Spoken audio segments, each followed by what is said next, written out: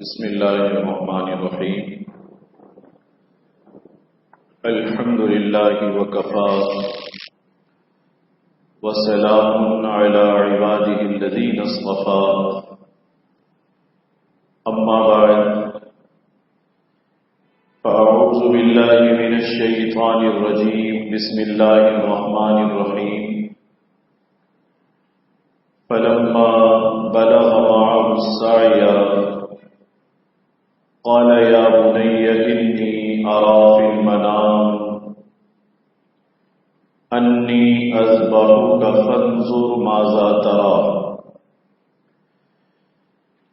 قال يا أبت افعل ما تؤمر ستجدني إن شاء الله من الصابرين. فلما أسلما وتله للجبين وناديناه أن يا إبراهيم قد صدقت الرؤيا إنا كذلك نجزي المحسنين. وقال تعالى والفجر وليال عشر. وقال تعالى إنا أعطيناك الكوثر فصل لربك وانحر إن شانئك هو الأبتر. صدق الله مولانا العظيم وصدق رسوله النبي الكريم ونحن على ذلك لمن الشاهدين والشاكرين والحمد لله رب العالمين.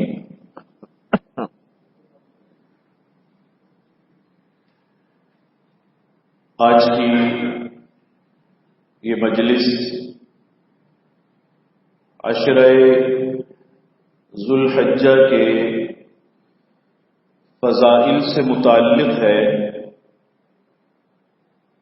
اور اس کے ساتھ ساتھ خصوصیت کے ساتھ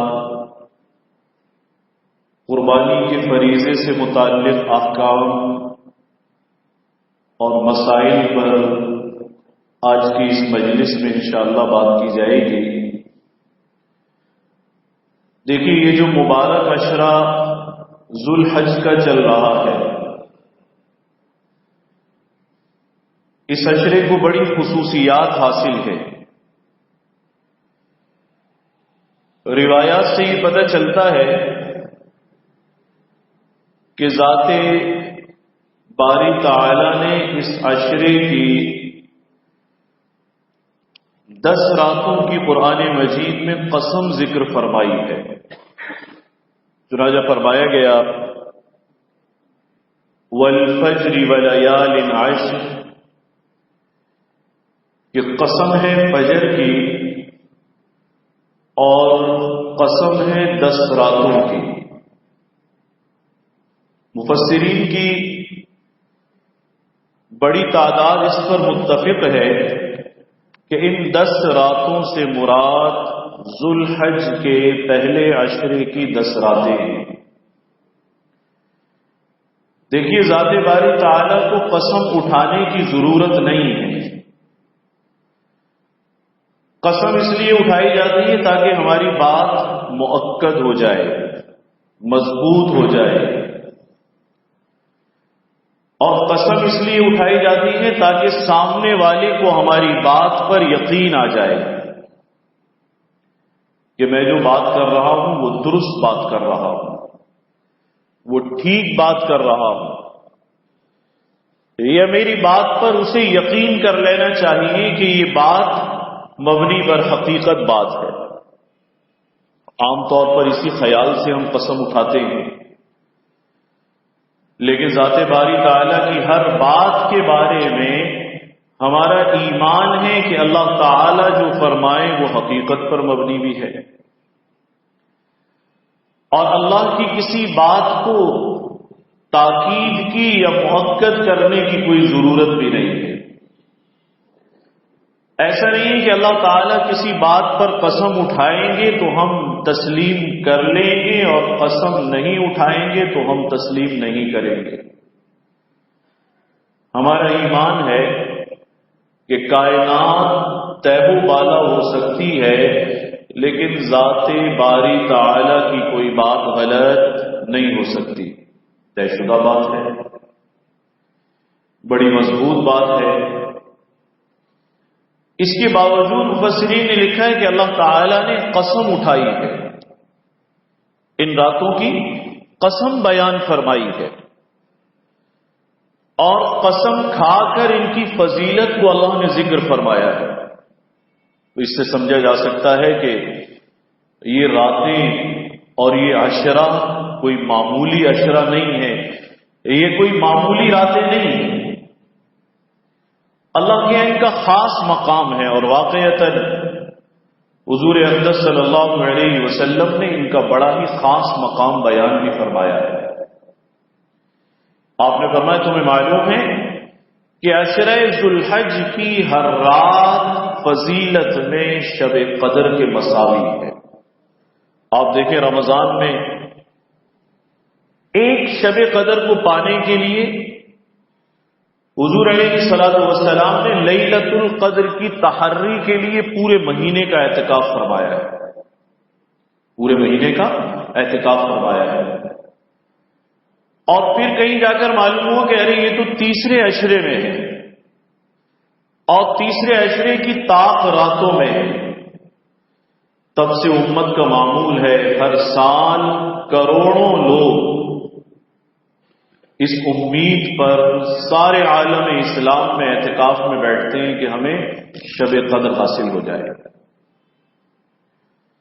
تو علماء نے لکھا ہے وہ ایک شب قدر ہے، اور 5 طاق راتوں میں اس کا امکان موجود ہوتا ہے کہ اس میں ہو جائے، یا اگلی طاق رات میں ہو جائے، یا اس سے اگلی طاق رات میں ہو جائے، دائر رہتی ہے۔ لیکن یہاں تو طاق راتوں کی تلاش والا معاملہ بھی نہیں ہے، بلکہ یہاں معاملہ بڑا عجیب ہے کہ یکم ذوالحج سے رات پہلے آتی ہے، دن بعد میں آتا ہے، تب سے لے کر عید سے پہلے والی رات تک یہ 10 راتیں بن جاتی ہیں، اور جناب دو عالم صلی اللہ علیہ وسلم کے فرمان کے مطابق ان میں سے کوئی ایک رات شب قدر نہیں ہے، بلکہ آپ نے فرمایا یہ 10 کی 10 راتیں شب قدر کے برابر ہیں۔ بعض روایات سے تو افضلیت کا قول بھی ملتا ہے۔ تو یہ بہت بڑی بات ہے، معمولی بات نہیں ہے۔ علماء نے لکھا دونوں باتوں کو اگر ملا لیا جائے، دونوں باتوں کو جوڑ لیا جائے کہ حضور علیہ الصلوۃ والسلام ان 10 راتوں کو شب قدر کے برابر قرار دے رہے ہیں، یعنی یہ 10 شب قدر ہیں جو اللہ تعالی نے اس عشرے میں ہمیں عطا فرمائی تھی۔ اور دوسری جانب قرآن مجید میں اللہ تعالی ان راتوں کی قسمیں اٹھا رہے ہیں، تو دونوں کو ملائیں تو بات سمجھ میں آ جاتی ہے کہ اللہ نے جو قسم ذکر فرمائی ہے اس سے بھی پتہ چلتا ہے کہ مقام بہت بڑا ہے، اور سرکار دو عالم صلی اللہ علیہ وسلم نے جو اس کی حقیقت بیان فرمائی ہے وہ حقیقت بھی اس کی عظمت کا پتہ دیتی ہے۔ چنانچہ یہ راتیں بڑی مبارک چل رہی ہیں، اور یہ دن بڑے مبارک چل رہے ہیں، بڑی خصوصیت والی راتیں ہیں اور بڑی خصوصیت والے دن ہیں۔ حدیث شریف سے معلوم ہوتا ہے حضور نے ارشاد فرمایا کہ ہر دن کا روزہ 1 سال کے روزوں کے برابر ہے۔ دیکھیے آپ رمضان کے آخر میں سنتے ہیں علماء کرام سے کہ اگر کوئی رمضان کے 30 روزے رکھے یا 29 روزے رکھے اور اس کے بعد شوال کے 6 روزے رکھ لے، تو آپ سنتے ہیں 36 روزے مل کر 360 روزوں کے مساوی اور برابر ہو جاتے ہیں، 360 روزوں کے برابر ہو جاتے ہیں۔ جبکہ یہاں صورتحال بڑی عجیب ہے، یہاں 36 روزے مل کر 360 روزوں کے مساوی نہیں ہوں گے، بلکہ حضور ارشاد فرما رہے ہیں ان دنوں میں سے ہر دن کا روزہ ایسی فضیلت والا ہے، ایک روزہ رکھا جائے اللہ 1 سال کے روزوں کا اجر عطا فرمائیں گے۔ اس لحاظ سے بڑی اہمیت والے دن ہیں، راتیں بڑی مبارک ہیں، اور حضور نے ارشاد فرمایا کہ دیکھو اگر ہو سکے تو یوم العرفہ کا روزہ رکھ لینا، روزانہ روزہ رکھ سکے تو روز ہمت کر لے، لیکن چونکہ نفلی روزہ ہے اگر مستقل ہمت نہ کر سکے تو 9 ذی الحج کا جو حج کا دن ہے، لیکن اس میں 9 ذی الحج ہمارے چاند کے حساب سے مراد ہے، جو ہمارے بلاد میں اور ہمارے ممالک میں چاند ہوتا ہے اس کے حساب سے 9 ذی الحج مراد ہے۔ تو اگر کوئی اس ایک دن کا روزہ رکھ لے تو آپ نے ارشاد کرنا ارے اس کے تو کیا کہنے، سال گزشتہ اور سال آئندہ 2 سالوں کے کفارے کے لیے ایک روزہ کافی ہے۔ اللہ نے ان دنوں کو بڑی خصوصیت عطا فرمائی ہے۔ علماء نے لکھا ہے افضل ایام الدنیا، کہ سال بھر کے جتنے ایام ہیں، مہینے ہیں، یہ ماہ و سال کا جو سلسلہ ہے، اگر یوں کہا جائے کہ اللہ تعالی نے یہ دن آپ کو سال بھر کے دنوں میں یا دنیا میں جو ماہ و سال کا سلسلہ جاری ہے اس میں سب سے افضل دن عطا فرمائے ہیں تو بالکل بجا بات ہے، اللہ کا شکر بھی ادا کریں اور کوشش فرمائیں کہ ان دنوں کی قدردانی، ان راتوں میں کوئی نہ کوئی عمل صالح کر لیا جائے۔ اللہ نے کیا مقام عطا فرمایا ہے، کیا مرتبہ عطا فرمایا ہے۔ علماء نے لکھا ہے، روایات سے معلوم ہوتا ہے ان 10 ایام میں جو بھی عمل صالح کیا جائے، تسبیح کا اہتمام کریں، تکبیر کا اہتمام کریں، روزے کا اہتمام کریں، کوئی بھی عمل صالح کر لیا جائے، حضور نے ارشاد فرمایا ان 10 دنوں کا عمل اللہ تعالی کو اتنا محبوب اور پسندیدہ ہے، سال بھر کے کسی بھی دن کیا جانے والا کوئی عمل اس کے برابر نہیں ہو سکتا۔ صحابہ اکرام حیران ہوئے اور عرض کیا یا رسول اللہ ان 10 دنوں کے عمل کی اتنی فضیلت ہے، مقام اتنا زیادہ ہے، مرتبہ اتنا زیادہ ہے، تو یہ فرمائیے کیا ان 10 دنوں کا جو عمل ہے وہ جہاد فی سبیل اللہ سے بھی بڑھ کر ہے؟ ظاہر حضور علیہ الصلوۃ والسلام نے صحابہ اکرام کو جو جہاد کے فضائل سنائے تھے اور بیان فرمائے تھے، تو اکثر و بیشتر مواقع پر جب کسی عمل کی بڑی فضیلت کا پتہ چلتا تھا تو یہ حضرات اس کا موازنہ کرنے کے لیے، تقابل کرنے کے لیے سوال کیا کرتے تھے یا رسول اللہ یہ فرمائیے کیا یہ عمل جہاد سے بھی بڑھ کر ہے؟ تو اس موقع پر بھی صحابہ اکرام نے سوال کیا یا رسول اللہ یہ فرمائیے کیا ان 10 دنوں کا عمل صالح اللہ کے ہاں جہاد سے بڑھ کر ہے؟ تو حضور نے ارشاد فرمایا ہاں جہاد فی سبیل اللہ سے بھی بڑھ کر ہے۔ ان 10 دنوں کا عمل اللہ کے ہاں جہاد فی سبیل اللہ سے بھی بڑھ کر ہے، اللہ یہ کہ کوئی اپنی جان اور اپنا مال لے کر اللہ کی راہ میں جائے اور شہید ہو جائے، واپس نہ آئے، اس کا مرتبہ تو بہرحال اللہ کے ہاں ضرور بڑا ہے، لیکن اس کے سوا کوئی عمل حتیٰ کہ جہاد فی سبیل اللہ میں شرکت کا عمل بھی ان 10 دنوں کے عمل سے بڑھ کر نہیں ہے۔ اللہ نے یہ فضیلت عطا فرمائی ہے۔ اب ان 10 دنوں میں کیا عمل کیا جائے؟ روایات سے پتہ چلتا ہے حضور علیہ الصلوۃ والسلام نے فرمایا اللہ تعالیٰ ان ایام میں یہ پسند فرماتے ہیں کہ حجاج ساری دنیا سے عازم بیت اللہ ہوتے ہیں، قافلے جا رہے ہیں اور تقریباً آخری قافلے سارے عالم سے جا چکے، اور ساری دنیا میں ایک آواز گونجتی ہے ان دنوں میں۔ وہ جب احرام پہنتے ہیں اور سفر کا آغاز کرتے ہیں تو وہ پڑھنا شروع کرتے ہیں لبیک اللہم لبیک لبیک لا شریک لک لبیک ان الحمد والنعمت لک والملک لا شریک لک۔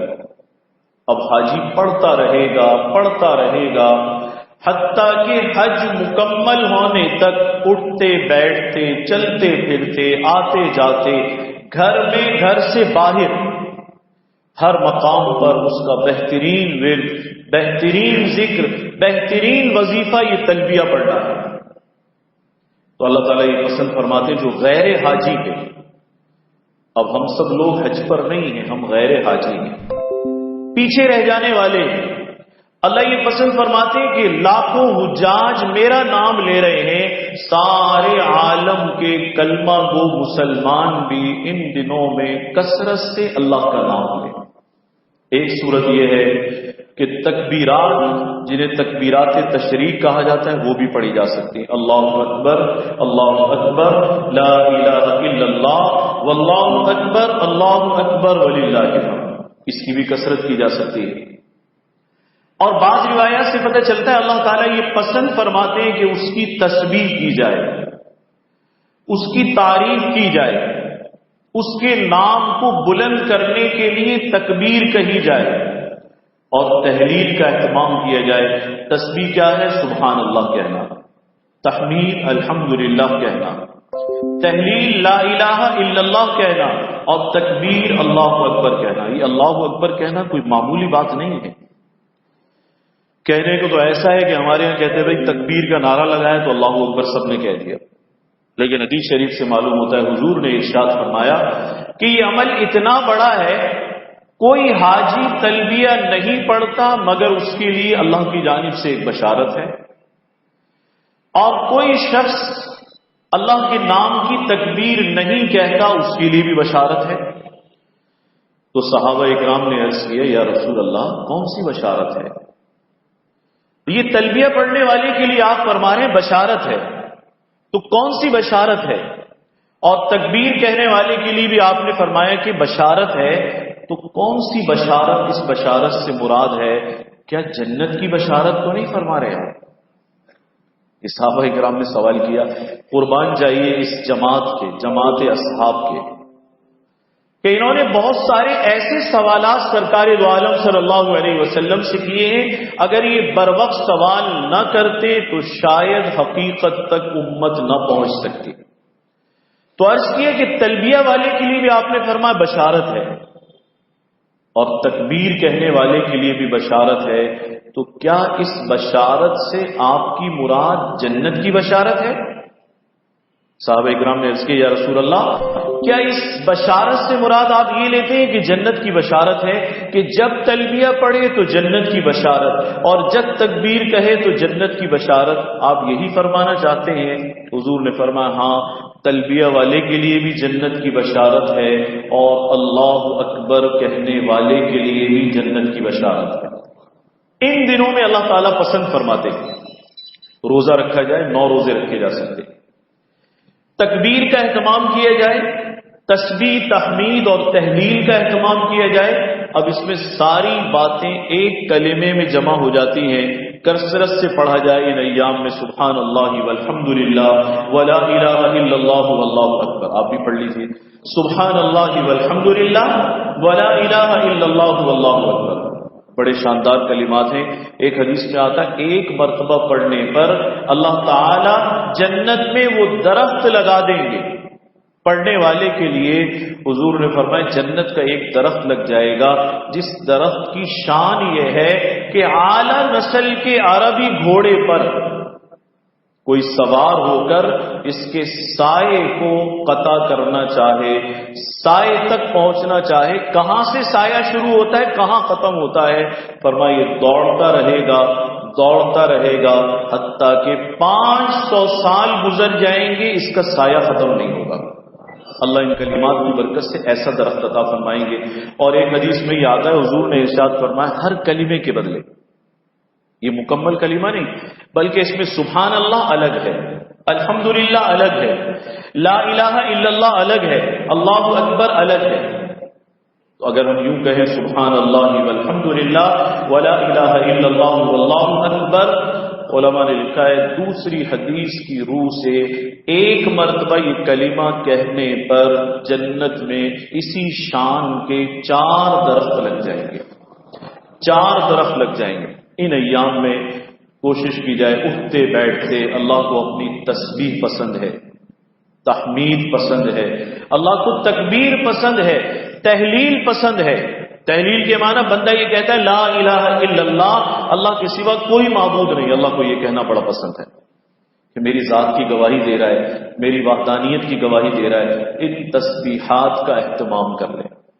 سب سے بڑھ کر یہ علماء نے لکھا ہے 9 ذی الحجہ کی فجر سے 13 ذی الحجہ کی عصر تک 23 نمازیں ہیں، اور نماز عید الاضحیٰ کو بھی شامل کر لیں تو 24 نمازیں ہیں۔ ایک قول کے مطابق اس کے بعد بھی پڑھنا واجب ہے، پڑھنا بھی چاہیے، اسے بھی شامل کر لیں تو 24 نمازیں بن جاتی ہیں۔ ان کے بعد پڑھنا تو ہر شخص پر واجب ہے، مقیم ہے، مسافر ہے، مرد ہے، عورت ہے، تنہا نماز پڑھنے والا ہے، جماعت سے نماز پڑھنے والا ہے، سب پر لازم ہے تکبیرات تشریق کا اہتمام کرنا۔ اللہ اکبر، اللہ اکبر، لا الہ الا اللہ، واللہ اکبر، اللہ اکبر وللہ الحمد۔ تو یہ تکبیرات ان ایام میں بھی پڑھی جائیں۔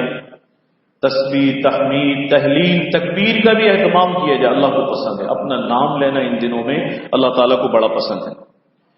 کچھ اور بھی چیزیں ہیں، کچھ اعمال ہیں جن کا ان ایام میں اہتمام کرنے کی ضرورت ہے۔ ان میں سے ایک عمل یہ بھی ہے کہ جو قربانی کا ارادہ رکھتے ہیں اور ان کی نیت ہے، صاحب استطاعت ہیں، صاحب حیثیت ہیں، تو بہتر یہ ہے کہ وہ ناخن اور بال نہ کاٹیں، بال نہ تراشیں اور ناخن نہ کاٹیں۔ اس عمل کی حیثیت کیا ہے؟ یہ عمل مستحب ہے، ایک قول کے مطابق مسنون ہے، وگرنہ عموماً اسے مستحب عمل قرار دیا گیا ہے۔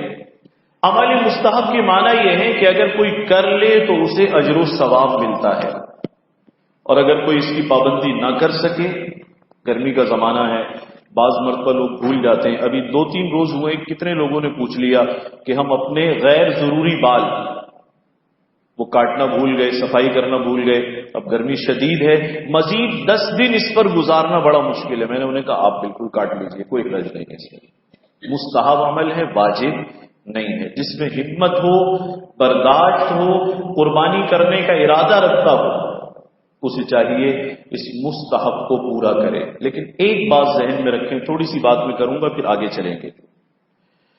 وہ بات یہ ہے کہ یہ عمل تو مستحب ہے، کسی نے کر لیا ہمت سے تو بہت اچھی بات ہے، اور اگر کسی میں ہمت نہیں ہے، چھوڑ دیا، تو نکیر کی گنجائش نہیں۔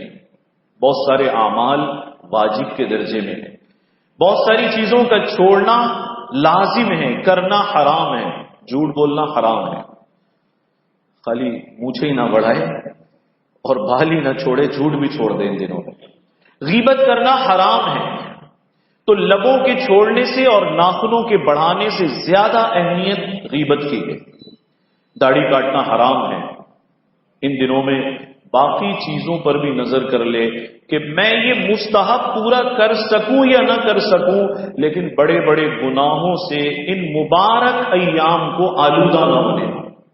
کسی کا حق مارنا حرام ہے، جھوٹ بولنا حرام ہے، جھوٹی قسم اٹھانا حرام ہے، رشوت لینا حرام ہے، اسی طرح سے غیبت کرنا حرام ہے۔ بے شمار گناہ ہیں جو اس سے زیادہ سخت حکم ہے، صرف یہی مستحب ان دنوں میں پورا کرنے کا نہیں ہے، احکام تو اور بھی بہت زیادہ ہے۔ کوشش کریں اللہ تعالی کی نافرمانی ان ایام میں نہ ہو۔ اب اس کے بعد شب عید آ جاتی ہے، 9 ذی الحج کے بعد 10 ذی الحج سے پہلے والی رات۔ احادیث مبارکہ سے پتہ چلتا ہے کہ 5 راتیں ہیں جن کی بڑی فضیلت ہے۔ ایک 8ویں شب ذو الحج کی، 9ویں شب ذو الحج کی، عید الفطر کی رات جسے یکم شوال کی رات بھی کہتے ہیں، عید الاضحیٰ کی رات، اور 15 شعبان کی رات جسے شب براءت کہا جاتا ہے، جسے شب براءت کہا جاتا ہے۔ یہ 5 راتیں بڑی خصوصیت والی راتیں ہیں، اور عیدین کی راتوں سے متعلق احادیث مبارکہ سے پتہ چلتا ہے جو ان راتوں میں کچھ بھی وقت تھوڑی دیر کیوں نہ ہو، اگر اللہ کا ذکر کر لے، اللہ کو یاد کر لے، تو حضور نے ارشاد فرمایا اللہ تعالیٰ اسے یہ انعام عطا فرمائیں گے قیامت کے دن کی ہولناکیوں میں، جب لوگوں کے دل مردہ ہو جائیں گے، اس کی وحشت سے اللہ اس کے دل کو مردہ ہونے سے اس دن محفوظ رکھیں گے جو ان راتوں میں عبادت کرے گا، کچھ نہ صحیح تھوڑی دیر عبادت کر لے۔ میں حضرت تھانوی رحمۃ اللہ علیہ کا ایک عمل عرض کروں گا۔ یہ راتیں ویسے تو چل رہی ہیں شب قدر کے برابر ہیں، بڑی فضیلت والی راتیں، بڑے مقام والی راتیں، ہو سکے تو انسان رات کو اٹھ کر تہجد پڑھ لے، لیکن ہر شخص نماز تہجد کا اہتمام نہیں کر پاتا، ہم ضعیف اور کمزور لوگ ہیں۔ ہمارے حضرت حکیم الامت مجدد الملت حضرت تھانوی رحمۃ اللہ علیہ فرماتے تھے کہ تہجد گزار بننے کا ایک آسان نسخہ بھی ہے۔ تو کسی نے پوچھا حضرت وہ کیا نسخہ ہے؟ ویسے تو تہجد گزار بننا مشکل ہی سمجھا جاتا ہے، آسان نسخہ کیا ہے؟ حضرت نے فرمایا آسان نسخہ یہ کہ اگر رات کے آخری حصے میں آنکھ نہیں کھلتی تو تم اتنا کر لو کہ عشاء کے فرض پڑھنے کے بعد 2 سنتوں سے فارغ ہو کر وتروں سے پہلے 2 یا 4 رکعت تہجد یعنی صلاۃ اللیل کی نیت سے پڑھ لیا کرو۔ اور حضرت نے اس کے بعد فرمایا کہو میاں آسان ہے یا دشوار ہے؟ حضرت یہ تو بہت آسان ہے، بالکل آسان ہے، جو چاہے 2 رکعت پڑھ لے وتروں سے پہلے، 4 رکعت صلاۃ اللیل کی نیت سے تہجد کی نیت سے پڑھ لے وتروں سے پہلے۔ حضرت نے فرمایا اللہ توفیق دے رات کی آخر میں آنکھ کھل جائے تو پھر ہمت کر لے، اور اگر آنکھ نہ کھلے روزانہ یہی معمول رہے حتیٰ کہ ساری زندگی اسی طرح تہجد پڑھتا رہے، تب بھی اللہ تعالی کے ہاں اسے یقیناً تہجد گزاروں میں لکھا جائے گا۔ آسان ہے، عمل کرنے کے لیے بہت سہل ہے، کوئی پریشانی کی اس کے اندر بات نہیں ہے۔ تو ان راتوں میں کم از کم اتنا ہی کر لیا جائے، فرض سے فارغ ہو کر سنتیں پڑھ کر وتروں سے پہلے 2 رکعت یا 4 رکعت تہجد اور صلاۃ اللیل کی نیت سے پڑھ لیں، اپنے حصے کا کام ہم کر لیں، اللہ تعالی اسے تہجد کے مقام تک خود پہنچا دیں گے۔ اب اس کے بعد جو اس عشرے کا ایک بہت اہم کام ہے جس کی بڑی فضیلت ہے وہ قربانی کا فریضہ ہے۔ حدیث شریف میں آتا ہے حضور علیہ الصلوۃ والسلام سے سوال کیا گیا کہ یا رسول اللہ یہ فرمائیے ما هذه الاضاحی، یہ قربانی کیا ہے؟ قربانی کیا ہے یعنی کہاں سے آئی ہے، اس کی تاریخ کیا ہے، کیا سلسلہ ہے اس کا؟ تو آپ نے فرمایا سنت ابیکم ابراہیم، یہ قربانی تمہارے جد امجد حضرت ابراہیم علیہ السلام کی سنت ہے۔ حضرت ابراہیم علیہ السلام کی کیسے سنت ہے؟ حضرت ابراہیم علیہ السلام ایک زمانے تک اللہ سے دعا مانگتے تھے ربی ہب لی من الصالحین، ربی ہب لی من الصالحین، یا اللہ مجھے نیک اولاد عطا فرما، نیک بیٹا عطا فرما۔ اور جب بھی ہمارے حضرت حکیم الامت تھانوی رحمۃ اللہ نے لکھا ہے اللہ اولاد دے تو اس کا فضل ہے، اور اگر اللہ اولاد نہ دے تو اس کی حکمت ہے، اولاد دے دے تو نعمت ہے، فضل ہے اس کا۔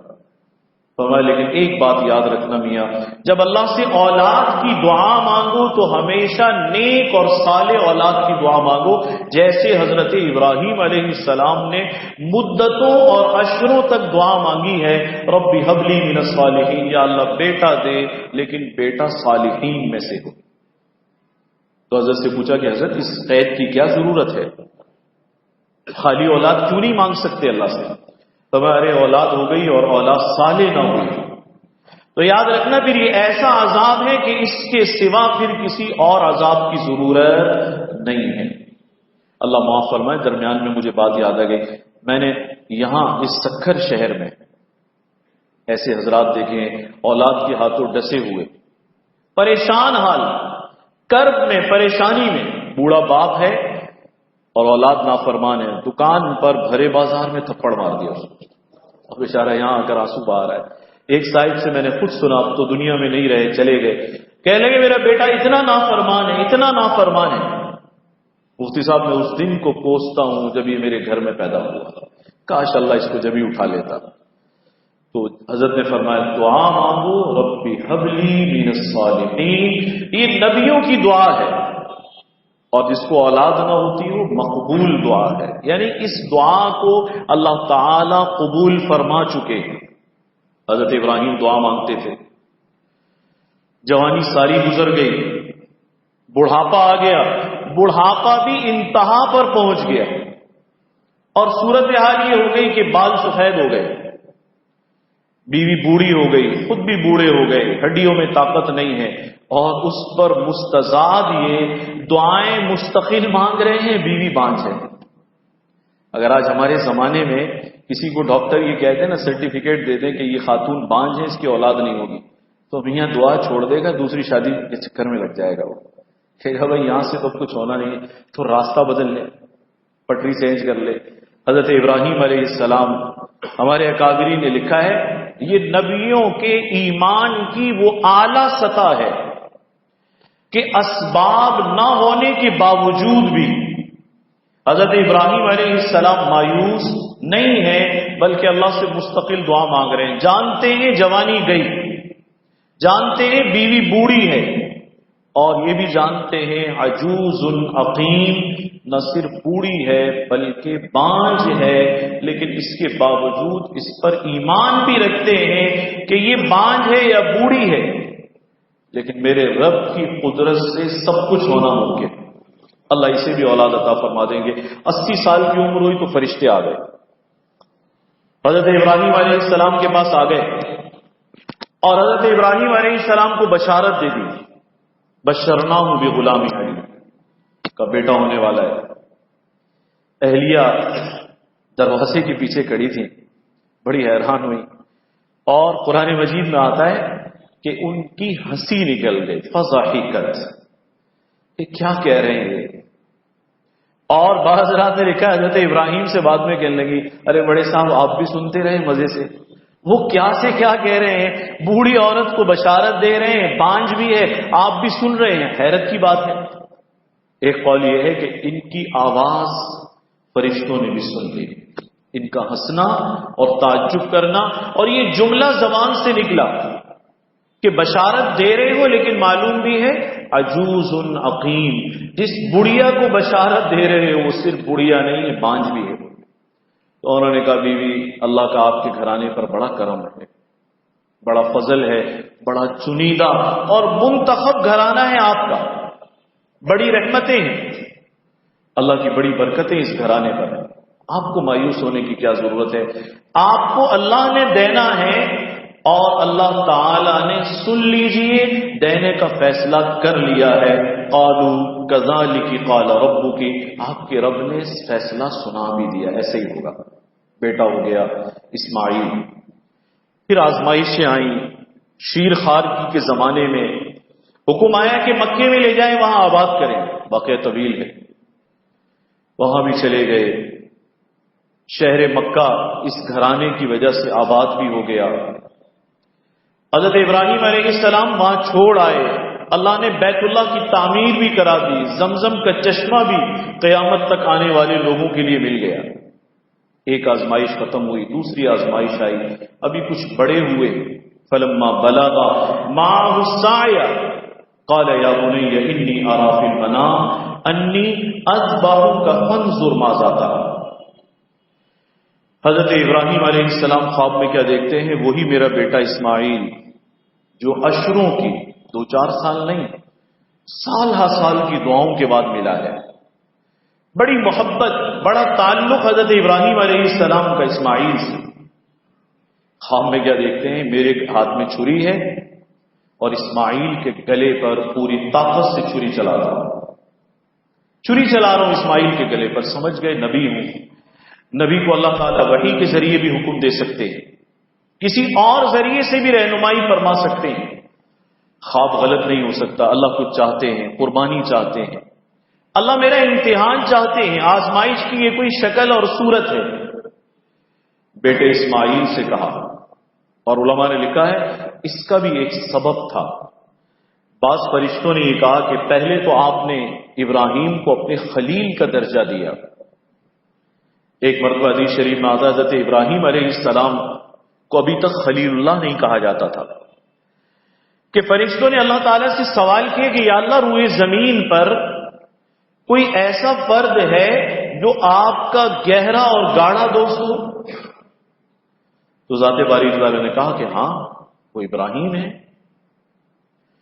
تو انہوں نے عرض کیا اللہ آزمائش بھی کی ہے یا ایسے ہی درجہ دیا ہے؟ انہیں اجازت دی گئی کہ تم آزمائش کر کے دیکھو۔ فرشتہ گئے انسانی شکل میں، اور جس جنگل میں حضرت ابراہیم علیہ السلام بکریاں چرا رہے تھے، اب وہ چونکہ ایسا زمانہ کہ باپ بھی مشرک، بت پرست، بت ساز، بت فروش، نمرود کا دور، علاقے سے نکالے گئے، آزمائشیں دیکھی تھی، کوئی نام لیوا نہیں تھا اللہ کا۔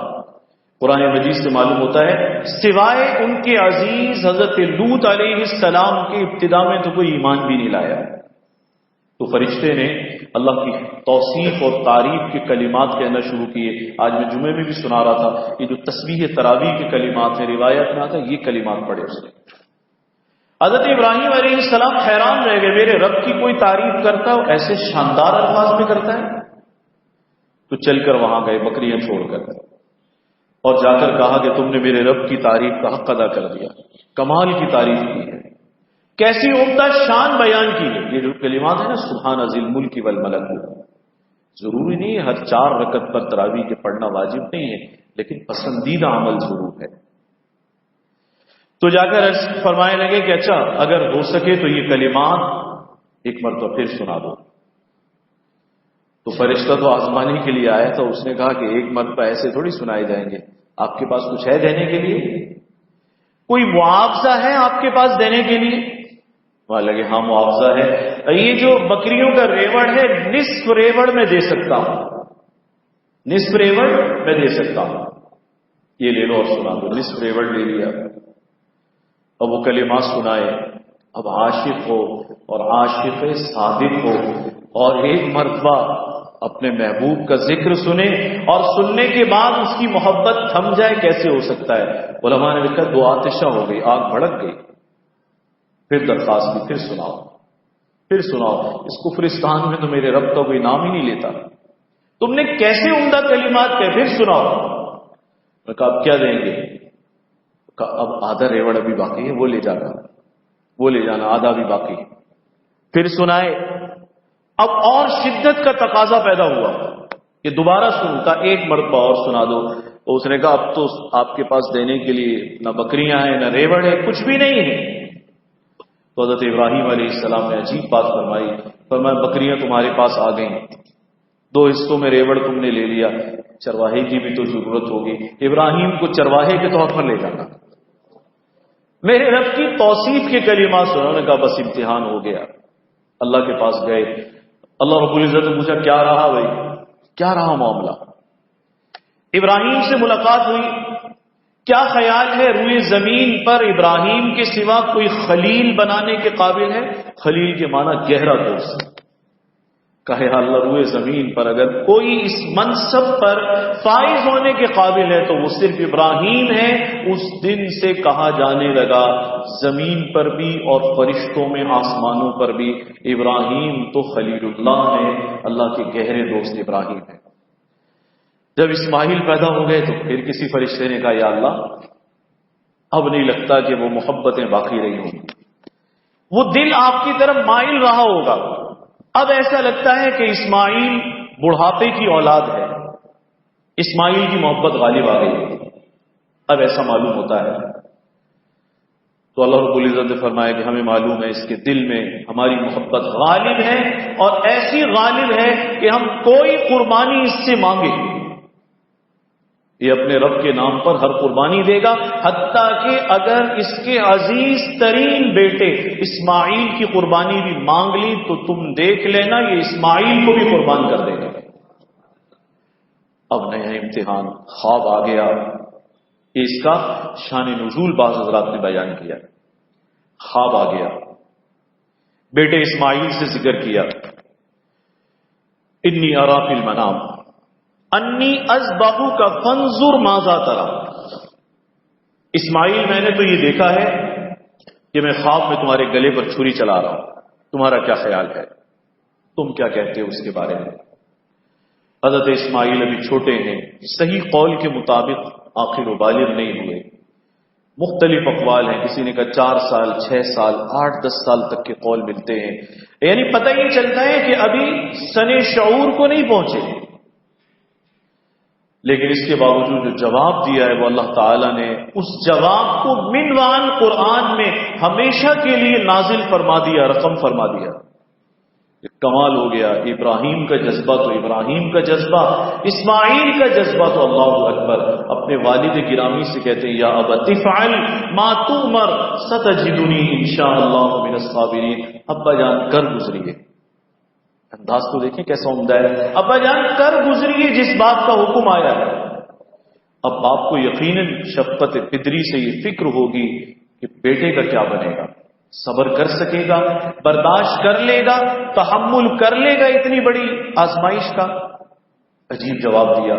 میری فکر نہ فرمائیں، ستجدنی انشاءاللہ من الصابرین. اگر اللہ نے چاہا تو آپ مجھے صبر کرنے والوں میں سے پائیں گے. نبی کا ادب میں الفاظ کا چناؤ کمال کا ہے. باپ کو ہمت دلانے کے لیے دعویٰ نہیں کر رہے اسماعیل ڈٹا رہے گا، جمع رہے گا، آپ کر گزریے، بلکہ اس وقت بھی نسبت اللہ کی طرف کر رہے ہیں کہ میں تو اللہ کا عاجز بندہ ہوں، لیکن اگر اللہ نے چاہا تو آپ مجھے صبر کرنے والا پائیں. بڑی قربانی تھی، یہ چھوٹی بات نہیں تھی، بہت بڑی بات تھی. اب حضرت ابراہیم لے کر چلے مینا کے منحر کی طرف، مکے سے کچھ باہر. راستے میں شیطان کو اندازہ ہو گیا کہ یہ کوئی بہت بڑا کام ہونے جا رہا ہے. اور میں آج جمعے میں عرض کر رہا تھا کہ علماء نے لکھا ہے کہ تاریخ عالم کا نایاب ترین واقعہ ہے. کبھی زمین پر ایسا واقعہ رونما نہیں ہوا اور کبھی آسمان نے یہ منظر نہیں دیکھا ہوگا کہ باپ اس طرح سے قربان کرے. آپ کہیں گے بہت سے باپ ہوں گے جنہوں نے بیٹے قتل کیے ہوں گے. ارے بھائی، غیظ و غضب میں مارنا کچھ اور ہے، رضا و خوشی کے ساتھ اور رب کی رضا کے لیے دل کی رغبت اور تمانیت اور جذبے کے ساتھ قربان کرنے کا منظر نہ اس سے پہلے دیکھا ہے نہ اس کے بعد کبھی دیکھا ہے. چھوٹی بات نہیں ہے. شیطان راستے میں آیا. یہ جو 3 جمرات ہیں نا مینا میں، جہاں کنکریاں ماری جاتی ہیں حجاج کرام حج کا ایک رکن ادا کرتے ہیں، ایک جگہ ظاہر ہوتا ہے ابراہیم کیا ارادہ ہے. حضرت ابراہیم علیہ السلام نے فرمایا اللہ کی طرف سے حکم آیا ہے، اس کو پورا کرنے جاؤ. اس نے کہا توبہ کیجیے، اللہ کوئی ایسا حکم دیں گے، ظالم ہے اللہ تعالیٰ، کہ بیٹے کو آپ ذبح کر دیں، ایسا حکم دیں گے اللہ تعالیٰ. آپ نے کنکر اٹھائے اور اسے مارے. سمجھ گئے اللہ کے راستے سے صرف شیطان روک سکتا ہے. آپ کو اس کا اندازہ ہو گیا کہ شیطان ہے جو اللہ کے راستے سے روک سکتا ہے. وہ غائب ہو گیا. پھر آگے چلے.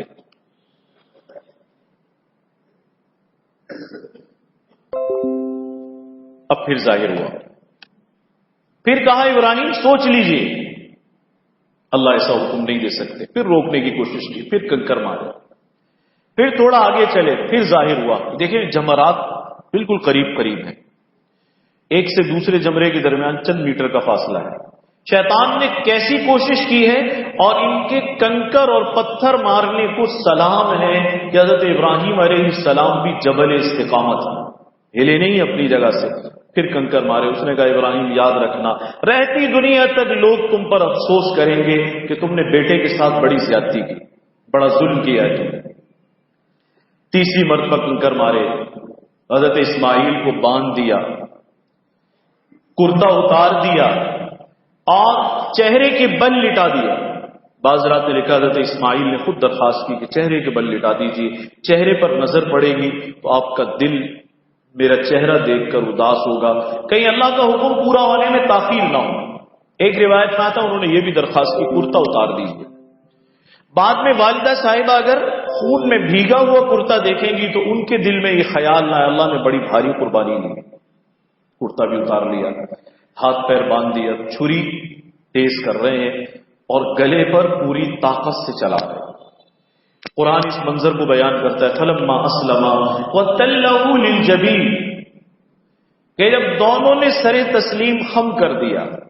ان لوگوں کے لیے بڑا سوالیہ نشان ہے جو ایک دمبا یا بکرا یا بکری ذبح کرتے ہوئے 100 باتیں بناتے، عجیب و غریب باتیں کرتے، کہتے اس کی ضرورت کیا تھی.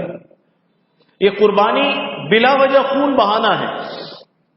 بعض لوگ کہتے ہیں جانوروں کے ساتھ یہ بڑا ظلم اور زیادتی ہے، اس پر آگے بات آئے گی۔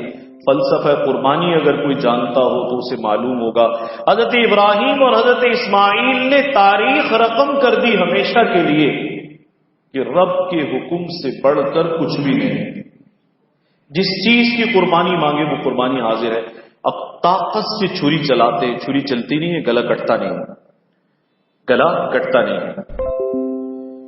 ذات باری تعالیٰ نے یہیں تک اس آزمائش کا منظر ساری کائنات کو دکھانا تھا، ملائکہ کو دکھانا تھا اور ہمیشہ کے لیے محفوظ کرنا تھا۔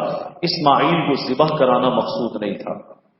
جبریل امین کو بھیجا گیا جنت سے مینڈا دے کر، قرآن مجید میں آتا وَفَدَيْنَاهُ بِذِبْحٍ عَظِيمٍ، تو وہ آئے اور اللہ نے حضرت ابراہیم علیہ السلام کے بارے میں بڑے عجیب تعریفی کلمات قرآن میں ذکر فرمائے۔ فرمایا کہ نادیناہ ایا ابراہیم قد صدقت الرؤیا، ہم نے ابراہیم کو پکارا، ارے ابراہیم تم نے تو خواب بھی سچ کر دکھایا۔ یہ اللہ اپنے بندے کو کیسے بہترین انداز میں یاد فرما رہے ہیں، قد صدقت الرؤیا، تم نے تو خواب بھی سچ کر دکھایا۔ علماء نے لکھا ہے جیسا منظر دیکھا، جس انداز سے جس مقام پر دیکھا، حقیقت میں ساری چیزوں کو ویسے ہی پورا کر دیا۔ حضرت ابراہیم علیہ السلام اب جبریل امین مینڈا لے کر آ رہے ہیں اور ابراہیم پوری طاقت سے چھری پھیر رہے ہیں اسماعیل کے گلے پر۔ اب وہ فدیہ لے کر آ رہے ہیں اور حضرت ابراہیم چاہتے ہیں جلدی اللہ کا حکم پورا ہو۔ وہ سرشار ہیں کہ اللہ تعالی نے مجھ سے قربانی مانگی، مجھے قربانی کے قابل سمجھا، اور حضرت اسماعیل سرشار ہیں کہ اسماعیل کو اللہ نے قربانی لینے کے قابل سمجھا، اسماعیل کی قربانی قبول ہو جائے۔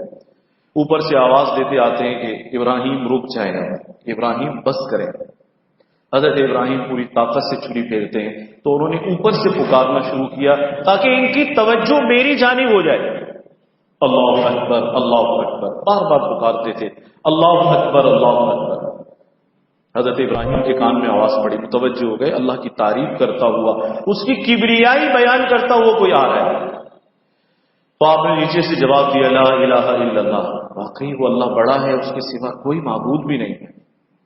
اتنے میں یہ مینڈا لے کر پہنچ گئے اور چھری کے نیچے وہ مینڈا کر دیا اور کہا چھوڑ دیجئے اسماعیل کو، اللہ تعالیٰ نے قربانی کو قربانی سے پہلے قبول فرما لیا، اللہ نے فضل فرمایا ہے، آپ کامیاب رہے ہیں، اور یہ جنت سے میں لے کر آ رہا ہوں فدیہ، جسے قرآن کہتا ہے وَفَدَيْنَاهُ بِذِبْحٍ عَظِيمٍ، اسے ذبح کر لیجئے۔ حضرت اسماعیل کھڑے ہو گئے اور تیسرا جو جملہ ہے اس تکبیر تشریق کا، اللہ اکبر اللہ اکبر وللہ الحمد، یہ حضرت اسماعیل کا ہے۔ پہلا حصہ جبریل امین کا، درمیان والا حصہ حضرت ابراہیم علیہ السلام کا، اور آخری حصہ واللہ اکبر وللہ الحمد۔ وللہ الحمد کے معنی ساری تعریفیں اللہ کے لیے ہیں۔ اسماعیل ذبح نہیں ہوا لیکن اللہ نے قربانی اس کی قبول فرما لی، فدیہ اللہ نے اپنی جانب سے بھیج دیا۔ یہ تاریخ قربانی کی ہے۔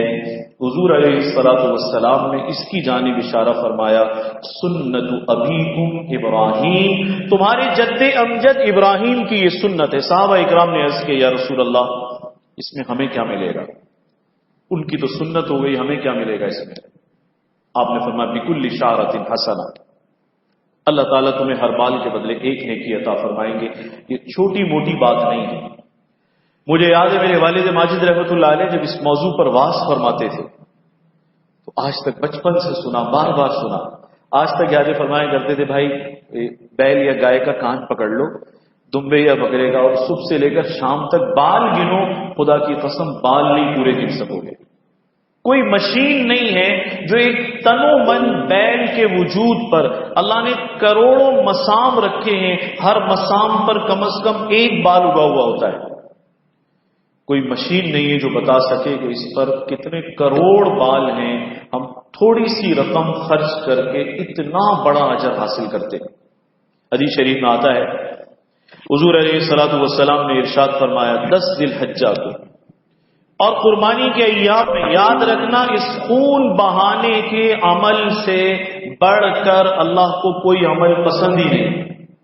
کوئی انسان یہ کہے نا کہ میں 10 کروڑ روپے خرچ کروں گا قربانی نہیں کروں گا، تو خدا کی قسم اگر کسی نے 10,000 روپے کی قربانی کی ہے اس دن اور قربانی کے ایام میں یہ کروڑوں روپے، یہ 10 20 50 ہزار روپے کے جانور کو نہیں پہنچ سکتے۔ اللہ تعالی نے اس دن تو قربانی ہی کو قبول کرنا ہے، اسی کو پسند کرنا ہے۔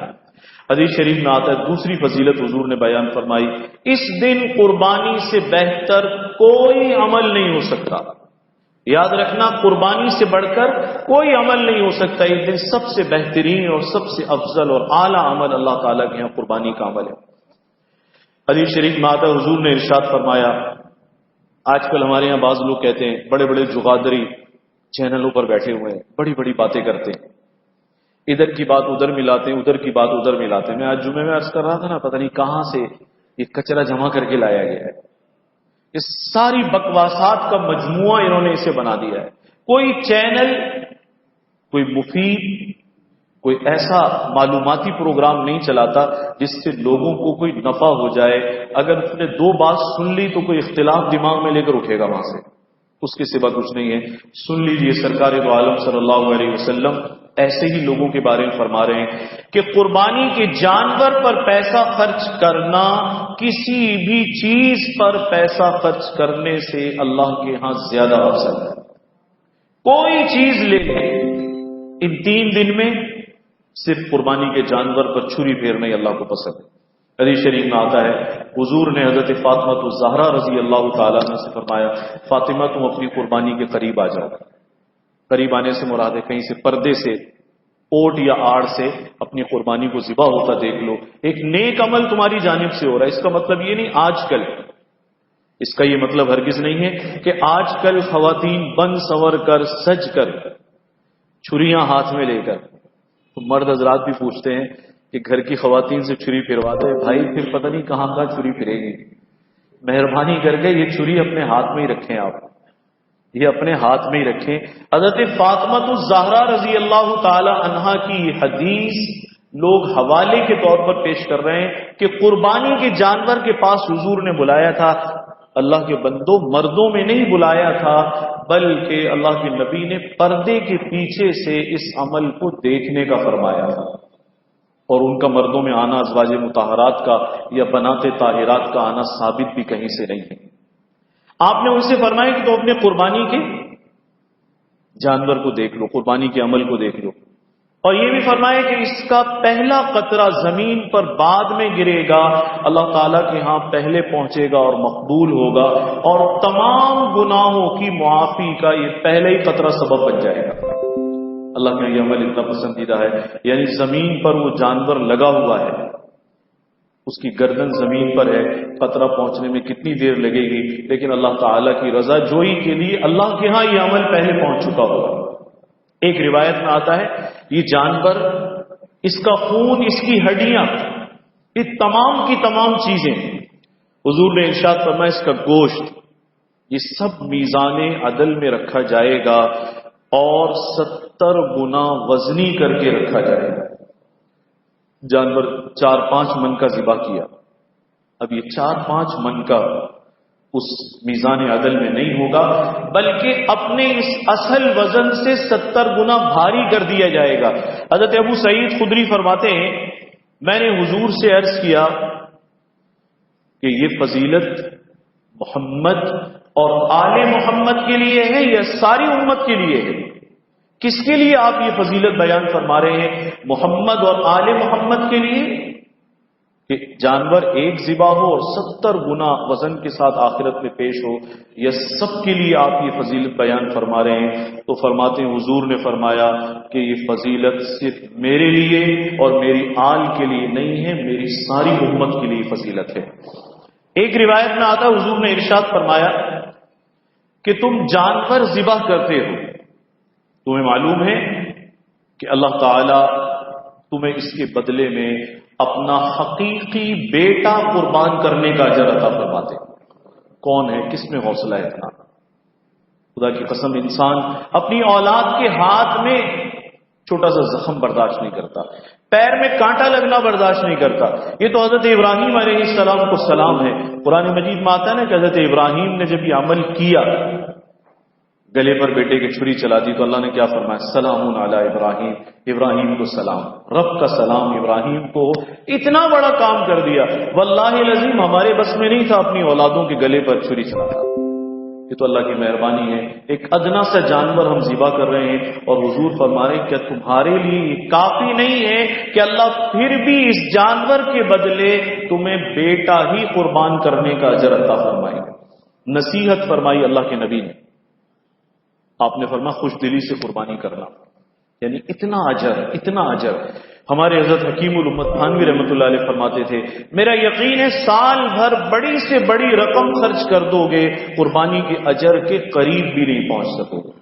یہ جو تھوڑی سی رقم خرچ کرنے پر اللہ اتنی بڑی فضیلت عطا فرما رہے ہیں. اب ایک موضوع یہ بھی ہے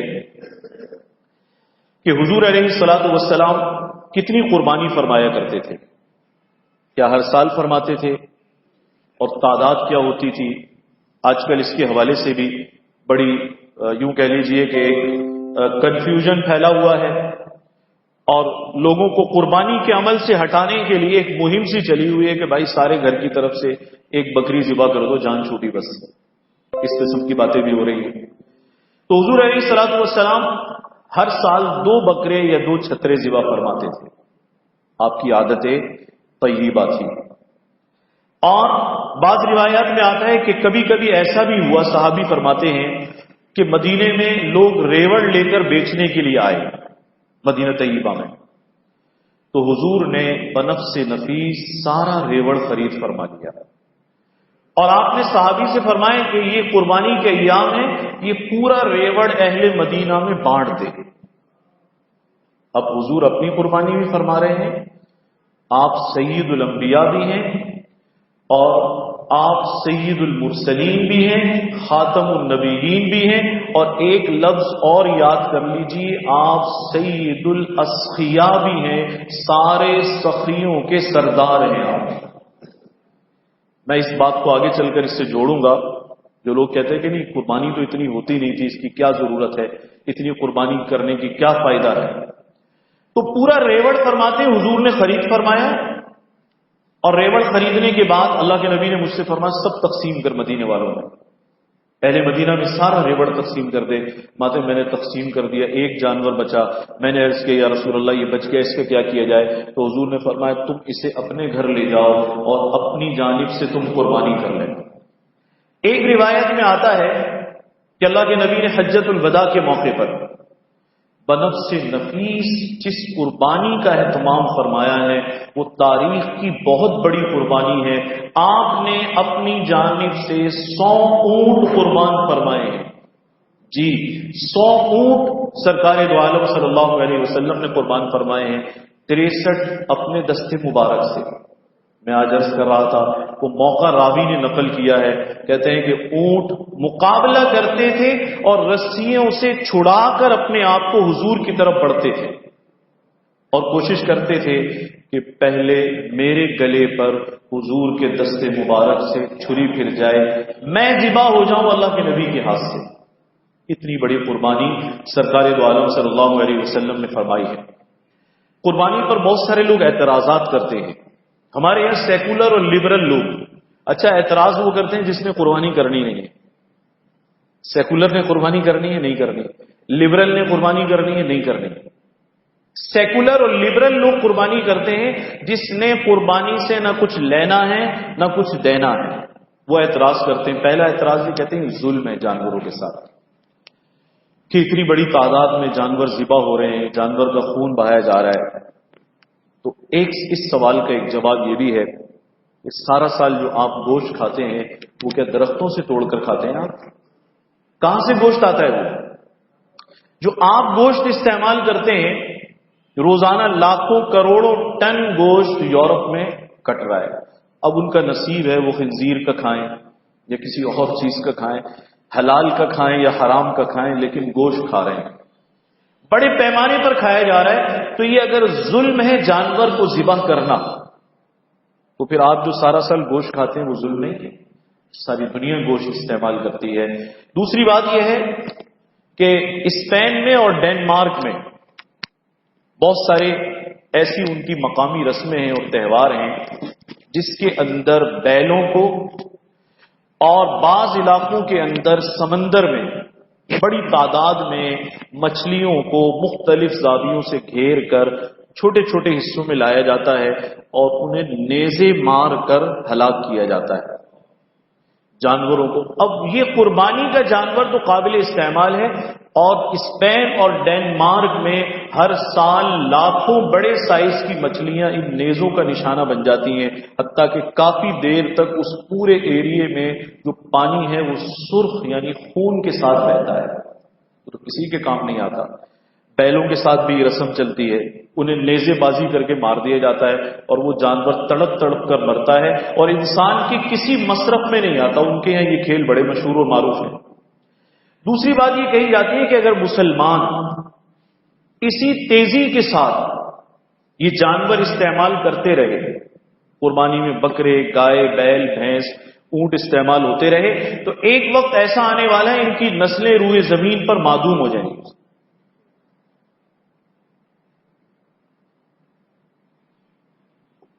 کہتے ہیں ان کی نسلیں ختم ہو جائیں گی، بہت جلدی ختم ہونے والی ہیں۔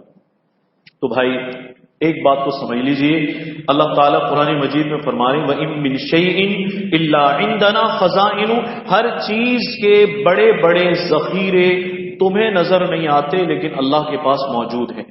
کروڑوں گائے، بیل، اونٹ، اونٹنی، دمبے، بکرے اگر سارے عالم اسلام میں لگائے جائیں اربوں کی تعداد میں ذبح ہو رہے ہیں، لیکن اس کے باوجود 1450 سال ہونے والے اس سنت ابراہیمی پر عمل کرتے ہوئے آپ نے کسی سال سنا ہے کہ ہمارے دادا یا پردادا کے زمانے میں بکرے نام کی مخلوق ہوتی تھی، اب تو ہے ہی نہیں وہ۔ یا 200 سال پہلے پاکستان میں چولستان میں فلاں جانور ہوتا تھا، لوگوں نے کاٹ کاٹ کر سارا ہی برباد کر دیا، سنا ہے کبھی آپ نے؟ خدا کی قسم ہر سال ہمارا مشاہدہ ہے، تمام نسلوں کے، ہلکی ہوں، درمیانی ہوں، اعلیٰ نسلیں ہوں، ہر قسم کے جانوروں کی اتنی بڑی تعداد منڈیوں میں پہنچ رہی ہے اور ساری دنیا میں پھیلی ہوئی ہے۔ اللہ نے ازروئے قرآن و حدیث حلال میں برکت رکھی۔ یہ ذبح ہو رہا ہے تو انسان اس لیے نہیں کر رہے کہ اپنا شوق ہے، اس لیے ذبح ہو رہا ہے کہ ذات باری تعالیٰ کا حکم ہے، اللہ کے حکم کو پورا کر رہے ہیں۔ بہت سارے جانور ایسے ہیں جنہیں خوراک نہیں بنایا گیا، تاریخ یہ کہتی ہے۔ ڈائنوسار کو کھانا ثابت ہے؟ ڈائنوسار نہیں کھائے گا کبھی بھی۔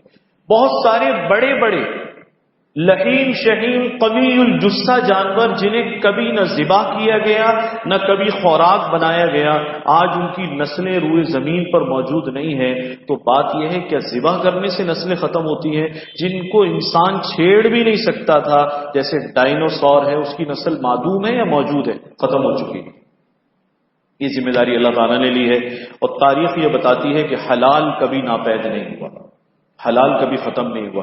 آپ مجھے بتائیں کسی سال گورنمنٹ کو یہ کہنا پڑا ہو کہ بھائی مہربانی کریں اب گائے کاٹنا چھوڑ دیں، نہیں تو یہ ختم ہو جائیں گے، سنا ہے کبھی آپ نے؟ بکریاں کاٹنا چھوڑ دیں، دمبے ختم ہو جائیں گے، اس کا ذبح کرنا چھوڑ دیں۔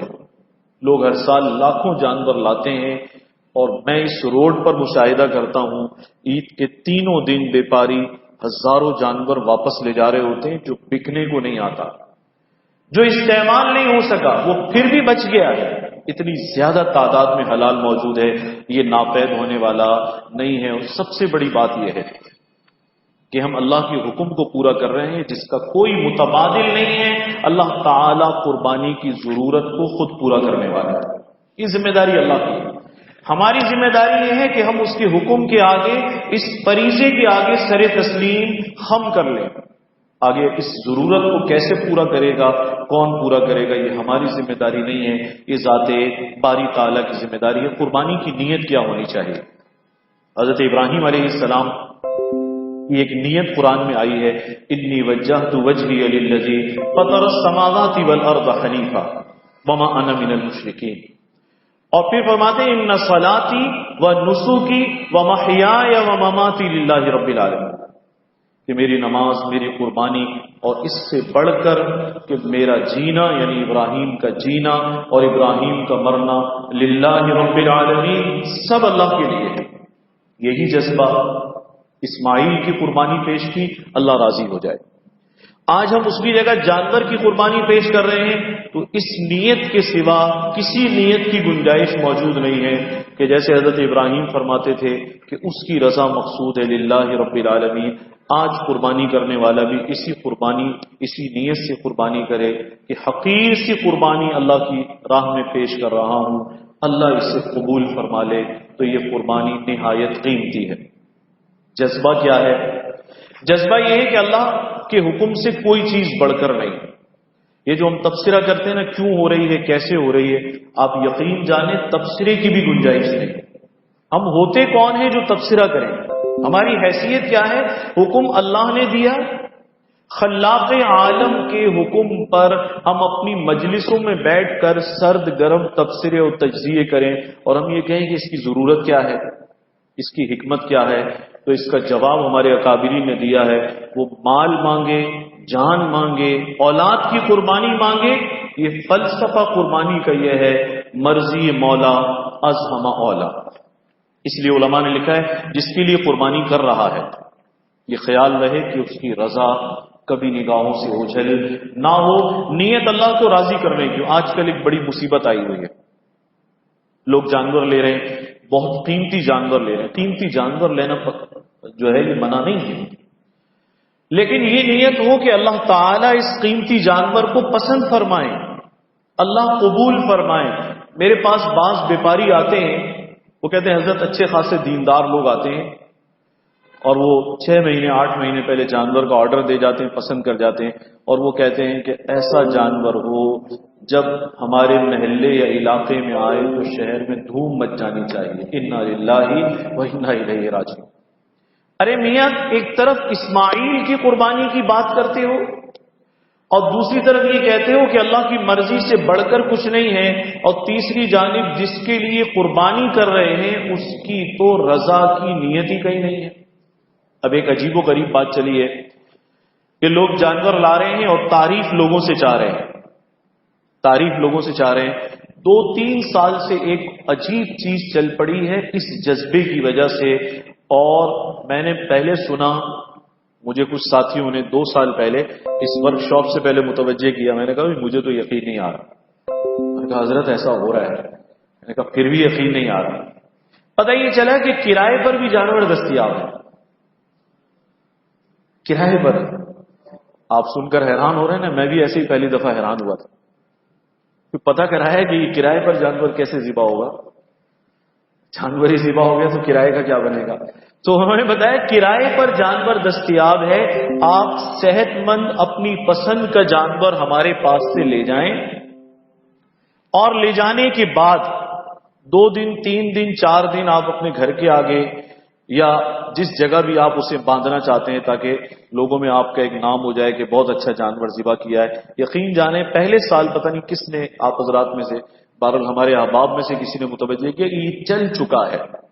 میں نے اس سال اس کا ذکر نہیں کیا بلکہ اس کی تحقیقات کرائیں تو کچھ پوسٹیں میری نظر سے واقعتاً ایسی گزری جس سے پتہ چلا کہ پاکستان میں یہ کام بھی چل رہا ہے کہ قربانی نہیں کر رہا، طاقت نہیں ہے، اس کی حیثیت نہیں ہے، 3 دن کے لیے وہ جانور بندوا رہا ہے اپنے گھر کے آگے۔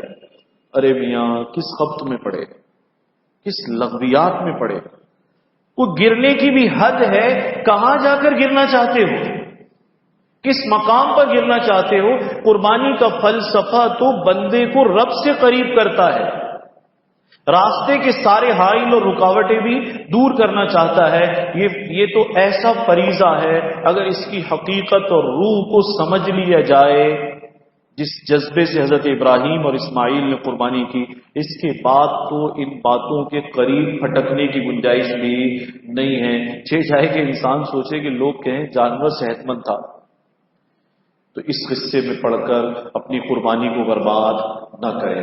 حدیث شریف میں آتا ہے جسے اللہ نے حیثیت دی وہ قربانی کر سکتا تھا، اس نے قربانی نہیں کی۔ اب یہ سارا مال بھی خرچ کر دے، کتنا ہی صدقہ اللہ کی راہ میں کر دے، حضور نے فرمایا قربانی کے برابر سارا سال بھی خرچ کرتا رہے تو اصل جو ان 3 دن کی قربانی ہے اس کے برابر کوئی عمل نہیں ہو سکتا۔ ایک حدیث میں آتا ہے جسے اللہ تعالیٰ نے استطاعت دی، قربانی کی طاقت دی، استطاعت دی، قربانی کر سکتا تھا لیکن اس کے باوجود قربانی نہیں کی۔ فلم یضحی، آپ نے ارشاد فرمایا فلا یقربن مصلانا، وہ ہماری عید کے اجتماعات کے قریب بھی نہ آئے۔ یہ ناراضگی کا انتہائی انداز ہے۔ اگر کوئی ہم میں سے کسی سے سخت ناراض ہو جائے تو کیا کہتے ہیں؟ میرے سامنے نہ آنا، شکل نہ دکھانا۔ یہی کہتا ہے نا، باپ بیٹے سے ناراض ہوتے کہتے ہیں شکل مت دکھانا۔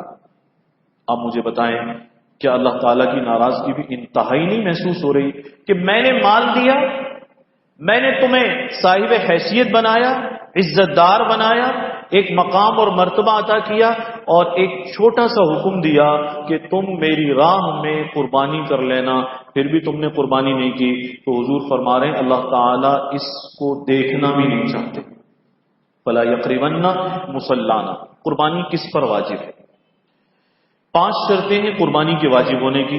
مسلمان ہو، دوسری شرط ہے عاقل، تیسری شرط ہے بالغ۔ عاقل کا مطلب یہ ہے مجنون ہے، دیوانہ ہے، عقل سالم نہیں ہے تو اس پر قربانی نہیں ہے۔ بالغ کا مطلب یہ نابالغ پر نہیں ہے۔ مقیم ہو، مسافر پر قربانی نہیں ہے۔ البتہ جو شخص کسی علاقے میں گیا 15 دن یا اس سے زیادہ وہاں ٹھہرنا ہے تو اس پر قربانی عید الاضحیٰ کی واجب ہے۔ جو حضرات حج بیت اللہ پر گئے ہوئے ہیں، اگر بالکل آخری فلائٹ سے آج کل جا رہے ہیں پھر تو حج سے ایام سے پہلے انہیں 15 دن نہیں ملیں گے۔ البتہ جو لوگ اس سے پہلے جا چکے ہیں اور مکے گئے ہیں، درمیان میں مدینے کا سفر نہیں ہے اور حج کے ایام شروع ہونے سے پہلے 15 دن یا اس سے زیادہ مکہ مکرمہ میں قیام ہو گیا، اب وہ مسافر نہیں رہا، اسے دم شکرانہ حج کی قربانی اور عید الاضحیٰ کی قربانی دونوں کرنا ہوگی۔ اگر حج تمتع یا حج قران کیا ہے، عید الاضحیٰ کی قربانی وہاں بھی کر سکتا ہے اور چاہے تو پاکستان میں اپنے علاقے میں بھی کروا سکتا ہے۔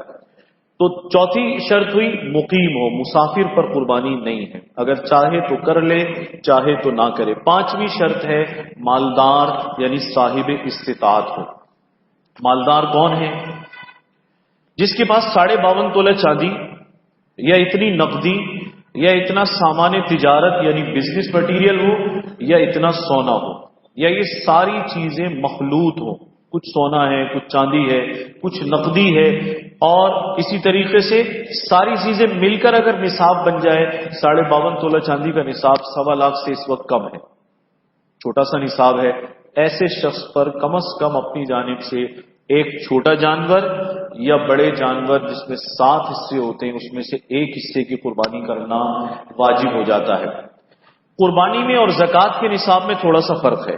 تو فرق یہ ہے کہ زکوٰۃ کے نصاب میں زائد از ضرورت سامان شامل نہیں ہوتا۔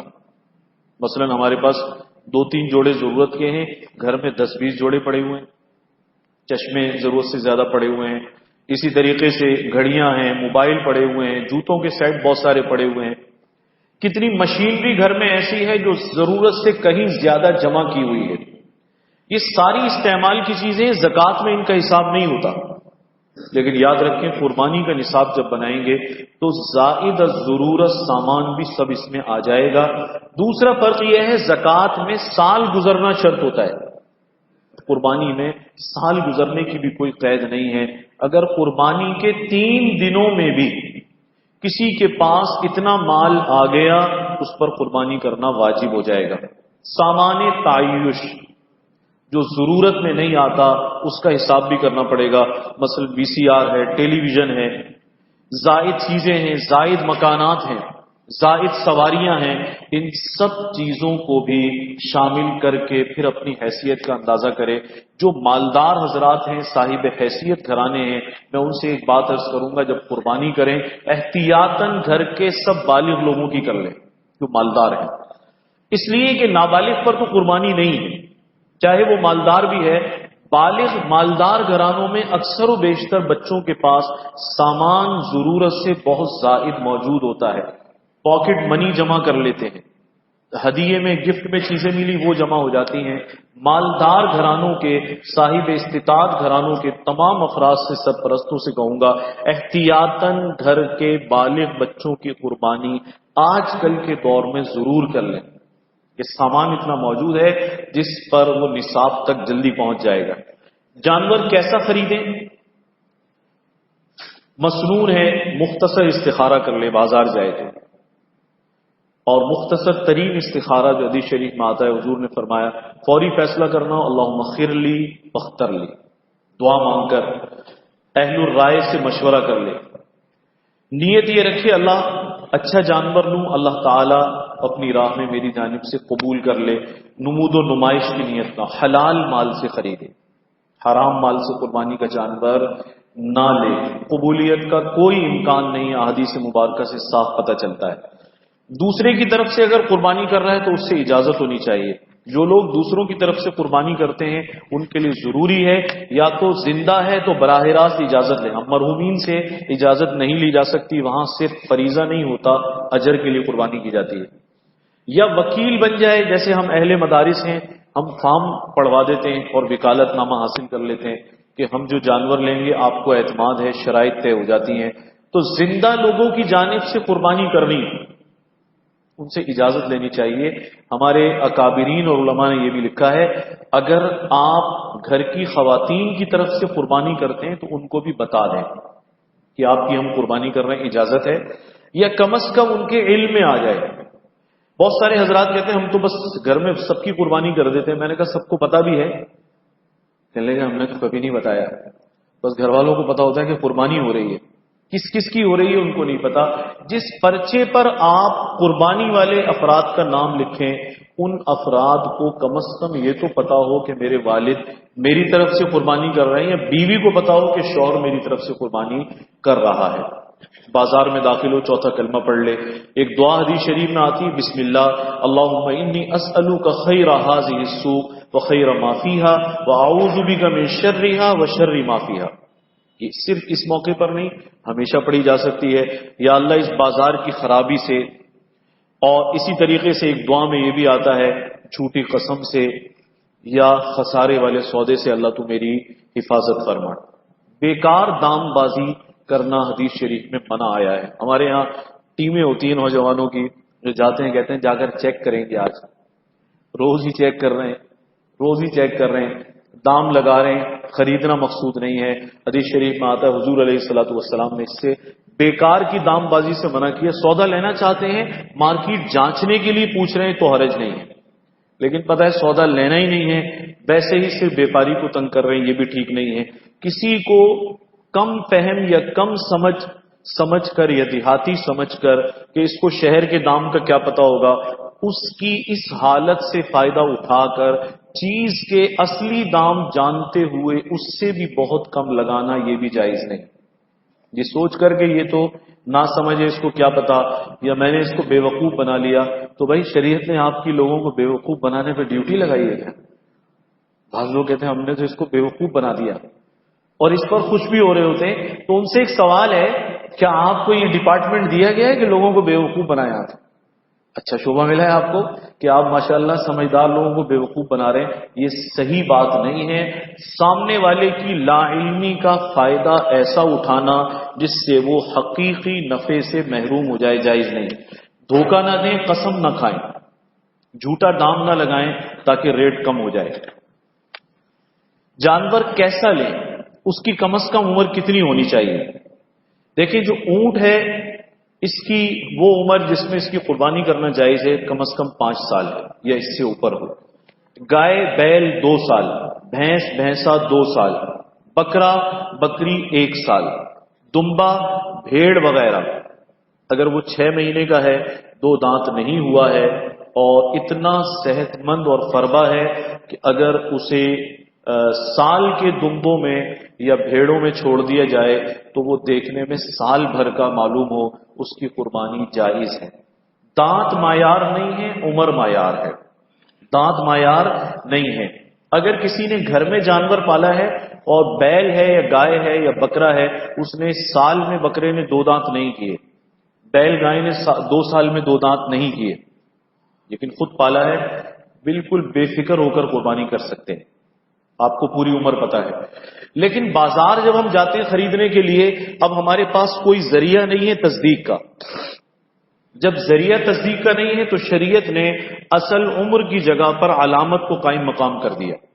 ویسے تو عمر ہے، وہاں ہمیں نہیں پتہ چل سکتا کہ اس نے 2 سال پالا ہے 3 سال پالا ہے، تو اب اس کو پہچاننے کا ذریعہ دانت رہ جاتے ہیں کہ 1 سال میں بکرا بکری کے عموماً دانت آ جاتے ہیں، 2 دانت.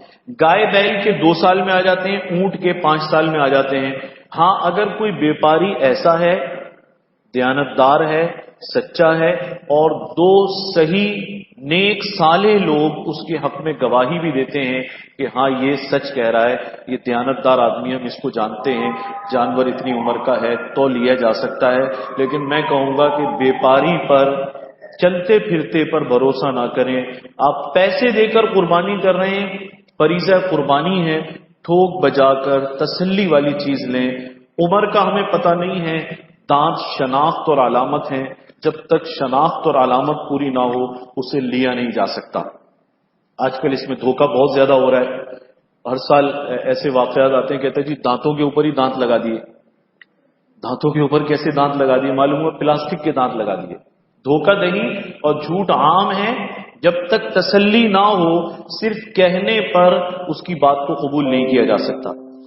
جانور کون سا افضل ہے؟ چھوٹے جانوروں میں بھیڑ اور بکری میں بکری افضل ہے. پھر سن لیجئے، بھیڑ اور بکری میں بکری افضل ہے. مادہ نر سے بہتر ہے بشرطے کے گابن نہ ہو. مادہ نر سے افضل ہے بشرطے کے گابن نہ ہو. بڑے جانور کا ایک حصہ اور بکری کی قیمت برابر ہو تو بکری افضل ہے. نر کے مقابلے میں مادہ افضل ہے بشرطے کے گابن نہ ہو. نمبر 4، خصی جانور غیر خصی کے مقابلے میں افضل ہے. اچھی طرح سمجھ لیجئے، ہمارے کچھ دوست اور بھائی مہم چلا رہے ہیں، کہتے ہیں خصی جانور کی قربانی نہیں ہوتی. کیوں نہیں ہوتی قربانی؟ کہ اس میں عیب ہو گیا ہے. آپ بتائیں معاشرے میں اس کو عیب سمجھا جاتا ہے؟ یہ جانور غیر خصی کے مقابلے میں زیادہ قیمتی شمار ہوتا ہے، یہ زیادہ قیمتی شمار ہوتا ہے، اور سرکار دو عالم صلی اللہ علیہ وسلم سے ایسے جانور کی قربانی کرنا ثابت ہے. کوئی کہتے ہیں کہ جی اس میں تکلیف ہوتی ہے، اس کو جانور کو خصی کریں تو تکلیف ہوتی ہے، مچھلی کو کانٹا لگتا ہے تو بھی تکلیف ہوتی ہے. اس کی قربانی کرتے ہیں، آپ چھری پھیرتے ہیں تو تکلیف نہیں ہوتی، اس کو تکلیف ہوتی ہے. اللہ تعالیٰ نے ان چیزوں کو، ان جانوروں کو انسانوں کی خدمت کے لیے پیدا کیا ہے، یہ ہماری راحت کے لیے پیدا کیے گئے ہیں. تکلیف کو اگر معیار بنا لیا جائے پھر تو جانور کی قربانی بھی چھوڑ دینی چاہیے، اس لیے کہ قربانی میں بھی اچھی خاصی تکلیف اسے ہوتی ہے. پھر وہ جانور افضل ہے جس کی قیمت زیادہ ہو. پھر وہ جانور جس میں گوشت زیادہ ہو تاکہ فقراء کا فائدہ ہو. اگر فقراء کم ہو تو زیادہ قیمت اور عمدہ گوشت والا. پھر فربا جانور، پھر خوبصورت جانور. اپنی استطاعت کے مطابق جتنی شرائط پوری کر سکتا ہو ویسے جانور کا انتخاب کر لے. غریب کم از کم ایسا جانور لے لے جس میں اعلیٰ صفات نہ بھی ہو تو کم از کم کوئی عیب اس کے اندر موجود نہ ہو، اس کی قربانی ہو جائے گی. بعض لوگ کوئی کمزور جانور لے لیتا ہے، ہر ایک کی اپنی حیثیت ہے. ایک محلے میں ایک سرمایہ دار ہے، ایک بیچارہ متوسط ہے، کہتے ہیں جی شریعت نے حکم دیا فربا لینا چاہیے. دیکھو ہم نے فربا لیا، آپ نے فربا نہیں لیا. ارے میاں فربا لینا خوبی کی بات ہے، شرائط میں سے نہیں ہے. غریب آدمی ایسا جانور لے جو عیب دار نہ ہو، اس کی قربانی ہو جائے گی. آج کل ہمارے زمانے میں ایک فیشن چلا ہے کہ لوگ 50 لاکھ 1 کروڑ، اب تو خیر اس سے بھی اوپر بات چلی گئی، 2 2 2.5 3 3 کروڑ کا جانور. اس پر تقریباً تمام علماء کی رائے یہی ہے کہ اتنا مہنگا جانور لینے کے بجائے اگر درمیانے یا اس سے بہتر کچھ زیادہ جانور لے لیے جائیں، اس میں اجر بھی بڑھ جاتا ہے، حصے بھی بڑھ جاتے ہیں. زیادہ جانوروں کا علیحدہ علیحدہ گوشت غربا اور مساکین کے لیے زیادہ فائدہ مند ہے بنسبت ایک بڑے جانور کے گوشت کے. اس لیے ترجیح جانوروں کی تعداد بڑھانے کو دینی چاہیے. اگر آپ 2 کروڑ کا ایک جانور لے رہے ہیں تو بھائی 2 2 لاکھ والے 100 جانور لے لیں. اس سے بھی اچھے لینے چاہتے ہیں تو 2 کروڑ میں 50 جانور لے لیں، بڑے معیاری جانور آ جائیں گے، لیکن ایسا کام کریں جس میں حصے، اجر اور تعداد بڑھ جائے۔ یقیناً یہ گوشت جو زیادہ جانوروں کا ہے یہ زیادہ لوگوں تک پہنچ سکتا ہے، فائدہ پہنچا سکتا ہے۔ جانوروں میں عیب کون سے ہیں؟ سینگ جڑ سے کٹ گئے ہوں۔ ہمارے ہاں سینگ جڑ سے کٹتے نہیں ہیں، کاٹ دیے جاتے ہیں۔ یہ ایک بڑا مسئلہ خراب چل رہا ہے اور میں نے اس کا خود بھی جائزہ لیا۔ ہمارے ہاں کوئی 18-20 سال پہلے سکر کے کچھ بیپاری دارالفتہ میں آئے تو کچھ مفتیان ہم لوگ گئے، ایک پینل گیا کہ اس عمل کو تو دیکھیں، لوگ سوال پوچھتے ہیں کہ سینگ جڑ سے کیسے نکلتے ہیں۔ آج کل تو اس سے بھی زیادہ خطرناک طریقے آ گئے، اب تو ایسی ڈرل مشین بھی آ گئی ہیں، ڈرل کر کے دماغ تک، جہاں تک اس کی جڑیں پیوست ہیں وہاں سے بھی نکالا جا رہا ہے۔ تو میں نے اس وقت جو عمل دیکھا، جس طریقے سے انہوں نے اس کو ایک تار سے، لوہے کی تار سے اس کو چلا کر کاٹا اور پھر اسے جڑ سے کھینچ کر باہر نکالا، تو دیکھنے والے کو چکر آ جائے، اتنا خطرناک عمل ہے۔ دوسری بات یہ ہے کہ دماغ تک سارا حصہ اس کا کھل گیا۔ ہم جتنے افراد وہاں موجود تھے جو مفتیان تھے، ہم نے یہ دیکھا کہ یہ جانور صرف اس لیے زندہ ہے کہ یہ جانور ہے اور یہ برداشت کر رہا ہے۔ اگر اس کی جگہ یہی عمل اگر کسی تنومند انسان کے ساتھ بھی کیا جائے، مر جائے گا، وہ زندہ نہیں رہ سکتا۔ میں آپ سے ایک بات عرض کروں گا، جانور کے سر میں سینگ اللہ کی تخلیق ہے۔ اللہ کی تخلیق حسن کا باعث ہے، خوبی کا باعث ہے، کمال کا باعث ہے۔ اللہ کی تخلیق عیب کا باعث نہیں ہے۔ ہمارے یہاں ایک عجیب بات مشہور ہوگی، لوگ کہتے ہیں کہ جی بڑے سینگ نہیں ہونے چاہیے۔ آپ اسپین جائیں، وہاں پر بغیر سینگ والا، وہاں جو بل فائٹنگ ہے وہ بڑی مشہور ہے، اور بیل اور اس کی بڑی انڈسٹری ہے وہاں پر۔ تو وہاں پر کم سینگ والا ہے، اس کا ریٹ کم ہے، اور جتنا بڑا دائرہ سینگ کا بنا ہوا ہوگا اس کا ریٹ صرف سینگ کی وجہ سے کہیں پہنچ جائے گا۔ ہمارے یہاں ہر چیز میں گنگا الٹی ہی بہتی ہے، یہ سینگ اچھا نہیں لگتا، اس کو کاٹ دو۔ تو یہ سینگ اللہ کی تخلیق ہے، جڑ سے نکل گیا۔ اکثر حضرات کے نزدیک قربانی نہیں ہے اگر زخم تازہ ہوا۔ میں نے تو جب اس کا سینگ انہوں نے نکالا تو میں نے دیکھا کہ دماغ کا جو خول ہے جس کے اندر مغز ہوتا ہے وہاں تک صاف نظر آ رہا تھا۔ اس طرح کھینچ کر نکالا، وہ واقعی صحیح بات ہے، انسان اس عمل کو برداشت نہیں کر سکتا۔ اب پتہ چلا ہے کہ اور بھی طریقے اس کے اندر آ گئے جو اس سے بھی زیادہ خطرناک ہیں۔ سینگ اللہ کی تخلیق ہے، اسے سر پر رہنے دیں۔ آپ کوشش کریں کہ سینگ والا جانور خریدیں، اصرار کریں۔ اس کا کیا فائدہ ہوگا؟ ایک تو جانور عیب سے بچے گا، جب بیپاری کو پتہ چلے گا بھئی جو آ رہا ہے سینگ مانگ رہا ہے، جانور کے دانت بعد میں دیکھتا ہے، سینگ پہلے دیکھتا ہے، جو آ رہا ہے وہ سینگ کا تقاضا کر رہا ہے، جو آ رہا ہے وہ سینگ کا تقاضا کر رہا ہے، تو اسے نصیحت ہوگی، وہ سینگ کاٹنا چھوڑ دے گا۔ نمبر 2، دوسری بات یہ ہے، آپ کو ایک اچھا جانور بے عیب ملے گا۔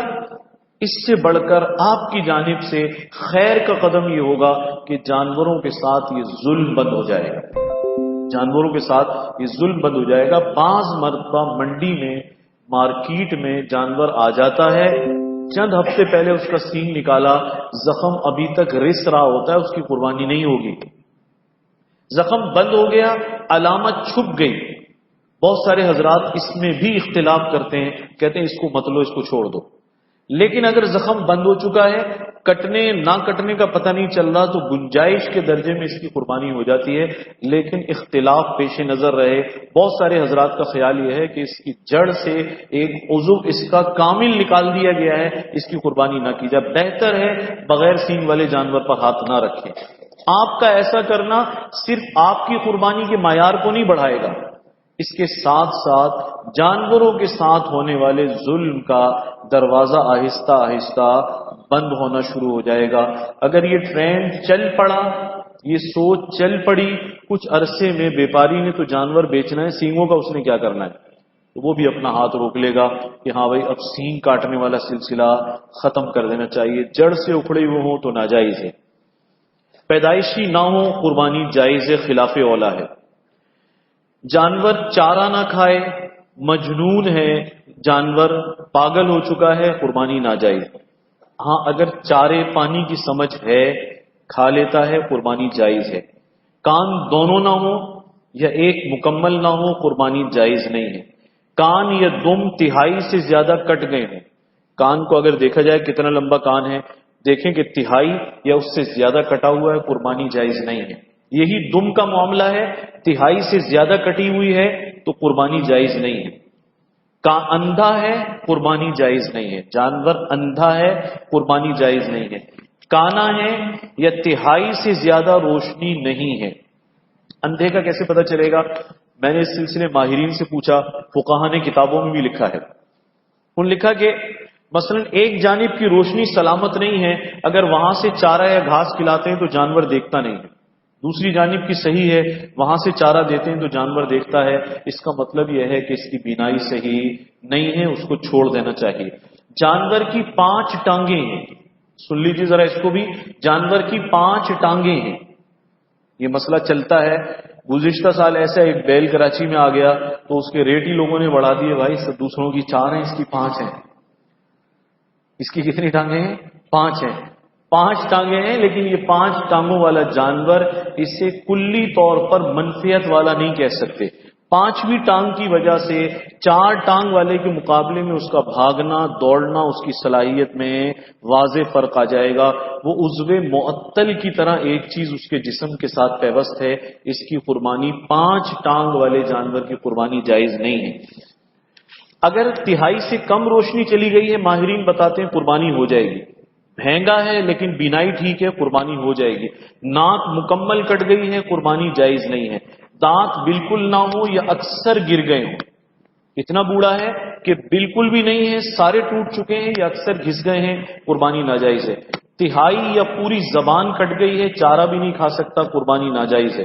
اگر کھا سکتا ہے، تھوڑی زبان کٹی ہوئی ہے، قربانی ہو جائے گی لیکن خلاف اولا ہے. بہت لاغر ہو، بہت لنگڑا ہو، اتنا لاغر کہ چل بھی نہیں سکتا، ہل جل بھی نہیں سکتا، اتنا بوڑھا ہو چکا ہے تو قربانی اس کی نہیں ہوگی. ہاں البتہ جانور گراتے ہوئے اگر جانور میں عیب ہو جائے، جانور گرا رہے ہیں، اس دوران گرنے سے اس کی ٹانگ میں زخم آ گیا یا کھال پھٹ گئی، زخم آ گیا، تو گراتے ہوئے ذبح کے وقت جو عیب ہو جائے، ایسا عیب ہو جانے پر اس جانور کی قربانی جائز ہوگی، اس لیے کہ پہلے سے یہ جانور عیب دار نہیں تھا. جن جانوروں کی قربانی بہتر نہیں ہے، بدصورت ہے، بہتر نہیں ہے، خارشی بیمار ہے، قربانی بہتر نہیں ہے، گابن جانور ہے، اس کی قربانی بہتر نہیں ہے، جائز ہے، البتہ پتہ چل جائے تو نہیں لینا چاہیے. ایک معنی میں علماء اور فقہا نے لکھا ہے اس کے ساتھ ظلم ہے. اس کے وجود میں ایک دوسرا وجود موجود ہے، اب اس کو ذبح کر دیں گے تو اس کی جان بھی چلی جائے گی. اس لیے اگر پتہ چل جائے کہ یہ گابن جانور ہے تو اس کی قربانی نہیں کرنی چاہیے. کر لی تو پسندیدہ قربانی نہیں ہے. یہ اگر پتہ نہیں تھا، بغیر پتہ ہوتے ہوئے لا علمی کی وجہ سے قربانی ہو گئی تو قربانی ٹھیک ہے. جانتے ہوئے قربانی کی تو پسندیدہ عمل نہیں ہے، شریعت اس کو پسند نہیں کرتی. ایک مسئلہ سمجھ لیجئے، آج کل شرط لگاتے ہیں گائے لیتے ہوئے، کہتے ہیں کہ جی یہ گائے ہم لے رہے ہیں تم سے، گابن ہوئی تو پیسے نہیں دیں گے. اور وہ آ کر بولتے جی ہم نے تو بڑا پکا کام کر دیا ہے. کام اس نے بھی پکا کیا ہوا ہوتا ہے پیچھے سے. اب یہ لائے ذبح کی اور وہ گابن نکل آیا، پیسے نہیں دیتے. ہر سال کافی سارے مسئلے آ رہے ہیں. اچھی طرح سمجھ لیں، یا تو آپ تسلی کر کے لیں، وگرنہ اس شرط کا کوئی اعتبار نہیں ہے. اگر گابن نکل آئی تو پیسے اس کو قربانی کے دینے پڑیں گے، اس لیے کہ گابن جانور کی قربانی شرعاً ہو جاتی ہے. اب آپ لاکھ ہاتھ پیر ماریں کہ جی مجھ سے تو اس نے وعدہ کیا تھا، بھائی یہ بھی ہو سکتا ہے بیپاری دیانت دار ہو، اسے نہ پتہ چلا ہو، بہت ساری شکلیں ہیں، اس نے قصدن یہ عمل نہ کرایا ہو. لیکن ایک صورت بڑی خراب چل رہی ہے. بعض حضرات سے میں نے بلا کر سوال کیا کہ گابن کی شکایت اتنی زیادہ کیوں آ رہی ہے جانوروں میں، حتیٰ کہ لوگ جو مادہ جانور ہے اس کی قربانی بڑے جانوروں میں چھوڑتے جا رہے ہیں. بیل کی طرف رجحان بڑھ گیا ہے، جبکہ شرعاً جو نر ہے اس کے مقابلے میں مادہ کی قربانی فضیلت رکھتی ہے. بکرا اور بکری میں بکری کی، گائے اور بیل میں گائے کی، لیکن لوگ گائے کی قربانی چھوڑ رہے ہیں۔ کچھ بیپاری حضرات سے میں نے بلا کر سوال کیا تو انہوں نے ایک دو باتیں بڑی عجیب بتائی۔ انہوں نے کہا کہ کچھ علاقوں میں یہ حرکت ہو رہی ہے، چند مہینے پہلے یہ کام کرا دیتے ہیں، جانور کا وجود پھیل جاتا ہے، جسم اس کا ٹائٹ ہو جاتا ہے، کھلائی پلائی کی ذمہ داری بھی زیادہ نہیں کرنی پڑتی، اس لیے کہ دیکھنے میں وہ جسم اس کا بھر جاتا ہے۔ اب چونکہ کچھ عرصہ پہلے یہ کام ہوا ہے، لہذا بعض مرتبہ اچھا خاصا وہ جو سمجھدار خریدار ہے، تجربہ رکھنے والا ہے، وہ بھی ٹریس نہیں کر پاتا، لیکن چونکہ اس کے ساتھ یہ کام قصدن ہو چکا ہے، اب ان کو یہ مسئلہ بھی معلوم ہو گیا ہے کہ جب علماء کے پاس یہ چیز جاتی ہے تو علماء کہتے ہیں پیسے دینے پڑیں گے۔ مسئلہ تو یہی ہے کہ قربانی کر لی، چھری پھیر دی، پیسے دینے پڑیں گے، لیکن ایسا قصدن اگر کوئی کر رہا ہے تو بڑی زیادتی کی بات ہے، یہ بڑی قبیح حرکت ہے، جانور کے ساتھ بھی ظلم ہے، خریدار کے ساتھ بھی زیادتی ہے۔ لیکن یہ سمجھ لیں آپ نے اگر شرط لگائی، مسئلہ یہ بیان ہو رہا تھا، شرط لگائی کہ ہم پیسے نہیں دیں گے، گابن نکلنے کی صورت میں پیسے دینے پڑیں گے، پیسے اس کے آپ نہیں روک سکتے، اس لیے کہ گابن جانور کی قربانی جائز ہے، البتہ خلاف اولا پسندیدہ نہیں ہے۔ جانور گم ہو جائے یا تبدیل ہو جائے تو پھر کیا ہوگا؟ پالا ہوا جانور ہے، آپ پال رہے ہیں، ایک عرصے سے پال رہے ہیں، دل میں آیا کہ مارکیٹ میں ایک جانور اس سے بھی اچھا ہے، کیا اس پالے ہوئے جانور کو بیچ سکتے ہیں؟ بیچ سکتے ہیں، نیا جانور لے سکتے ہیں، بدلنا چاہیں بدل سکتے ہیں۔ بغیر قربانی کے جانور ویسے ہی گھر میں رکھا ہوا تھا، اس کو بھی بدل سکتے ہیں، قربانی کی نیت کر لی ہو یا نہ کی ہو۔ قربانی کی نیت سے کوئی جانور خریدا، یہ مسئلہ سمجھ لیجئے گا، پھر جی چاہا کہ دوسرا لے لیں، یہ چھوٹا ہے یا اتنا اچھا نہیں ہے، تو لوگ اسے بیچتے ہیں۔ دوسرا جانور سستا مل رہا ہے، یہ مہنگا تھا، وہ انہیں اچھا لگ رہا ہے کم پیسوں میں، تو بیچ کر جانور بدل لیتے ہیں، کم پیسوں والا لے لیتے ہیں، یہ جائز نہیں ہے۔ جتنے پیسوں کا پرانا جانور خریدا تھا اتنے یا اس سے زیادہ پیسوں کا دوسرا لیں گے، وہ جانور جو قربانی کی نیت سے پرچیز کر چکے ہیں، اس سے کم پیسوں کا لینا ٹھیک نہیں ہے، حتیٰ کہ اگر کم پیسوں کا لیا تو بہت سارے حضرات نے یہ لکھا ہے کہ باقی پیسے واجب التصدق ہوں گے، یعنی وہ رکھ نہیں سکتے، صدقہ کرنا پڑے گا۔ بدلنے کی صورت میں جب جانور قربانی کے لیے لیا ہے، بدل رہے ہیں، بیچ کر دوسرا لے رہے ہیں، تو اتنی قیمت کا لیں یا اس سے بہتر قیمت کا جانور لیں۔ ایک بات اور یاد رکھیں، غریب آدمی جس پر قربانی واجب نہیں ہے، اگر اس نے جانور لے لیا تو واجب ہو گئی۔ اب اگر دوسرا جانور لینا چاہتا ہے تو پہلے اس کو بیچ دے پھر دوسرا جانور لے، اس لیے کہ غریب جتنے جانور خریدتا جائے گا اس پر قربانی واجب ہوتی چلی جائے گی۔ ایک خریدا واجب ہو گئی، دوسرا بھی خرید لیا، اب اس کو دینا چاہے گا اب نہیں دے سکتا، دونوں کی قربانی واجب ہو جائے گی۔ اور اسی طریقے سے اگر غریب کا جانور گم ہو جائے تو اس پر دوسرا خریدنا واجب نہیں ہے۔ امیر کا گم ہو جائے تو خریدنا واجب ہے، لیکن غریب نے دوسرا بھی خرید لیا اور پہلا بھی مل گیا، اتفاق سے پہلا بھی مل گیا دوسرا بھی خرید لیا، اور اس کو کہا جائے گا دونوں پہ چھری پھیر دیں، آپ دونوں کی قربانی کر دیں۔ اب بعض رضا کہتے ہیں یہ تو غریب کے ساتھ آپ زیادتی کر رہے ہیں۔ بھائی زیادتی نہیں ہے، شریعت نے تو ایک کا بھی تقاضا نہیں کیا تھا۔ شریعت تو غریب کو کہتی ہے قربانی واجب نہیں ہے، خود خریدا واجب کر لی۔ جیسے نفل نماز کسی کے ذمہ لازم نہیں ہے، نیت باندھ لیں تو لازم ہو جاتی ہے، پوری کرنی پڑے گی۔ وہ جانور گم ہو گیا، اس نے دوسرا خرید لیا، اس نے دوسرا جانور خرید لیا۔ جب دوسرا جانور خرید لیا اور پہلا بھی مل گیا تو دونوں کی قربانی اس پر واجب ہو چکی، دونوں کرنی پڑیں گی۔ امیر کو اگر پہلا مل گیا تو اس کو صرف ایک کرنی پڑے گی۔ فرق یہ ہے کہ یہ خود خرید کر اپنے اوپر واجب کر رہا ہے، اسی لیے گم ہونے کی صورت میں شریعت اجازت دیتی ہے کہ یہ دوسرا جانور نہ لے، کوئی حرج نہیں ہے۔ مشترکہ جانور کی قربانی میں کن باتوں کا خیال رکھنا چاہیے؟ سب کی نیت قربانی کی ہو، ایک شخص کی نیت بھی قربانی کے سوا کسی اور چیز کی نہ ہو، گوشت کھانے کی کسی کی نیت نہ ہو، ایک حصے سے کم کسی کا حصہ نہ ہو۔ مثلا ایک آدمی نے کہا کہ بھئی میں 3 حصے لیتا ہوں، دوسرے نے کہا میں 3 حصے لیتا ہوں، 2 آدمی اور آ گئے، انہوں نے کہا بھئی ہمیں بھی ایک ایک حصہ دے، کہنے لگے نہیں آدھا آدھا لے لو تم۔ پورا پورا تو تمہیں نہیں ملے گا، اب آدھا آدھا رہ گیا ہے۔ آدھا حصہ اگر کسی کا ہوا، کسی کی بھی قربانی نہیں ہوگی، کم از کم حصہ ایک ہے۔ اور مشترکہ جانور کی قربانی جب کریں تو پھر اچھی طرح تول کر برابر طریقے سے گوشت کو تقسیم کریں، تمام اجزاء ٹھیک طریقے سے برابر برابر۔ اگر کوئی پائے یا کلیجی یا اس طرح کی کوئی چیز اضافی جا رہی ہے تو دوسرے کی جانب گوشت بڑھائیں۔ صاف فقہ نے لکھا ہے مشترکہ قربانی میں اگر تول کر احتیاط سے نہیں تقسیم کیا جائے گا تو سود کا گناہ اس میں لازم آئے گا۔ اس کے لیے جو گھروں میں قربانی کرتے ہیں مشترکہ، مثلا بھائی پیسے ڈال کر قربانی کرتے ہیں، آسان حل یہ ہے کون تقسیم کرے گا اتنے؟ گھر کے بڑے کو، والدہ کو، والد کو یا بڑے بھائی کو اختیار دے دیں کہ آپ مالک ہیں ساری گوشت کے۔ اب مالک ہونے کے بعد آپ اپنی طرف سے حساب کر کے سب کو دے دیں۔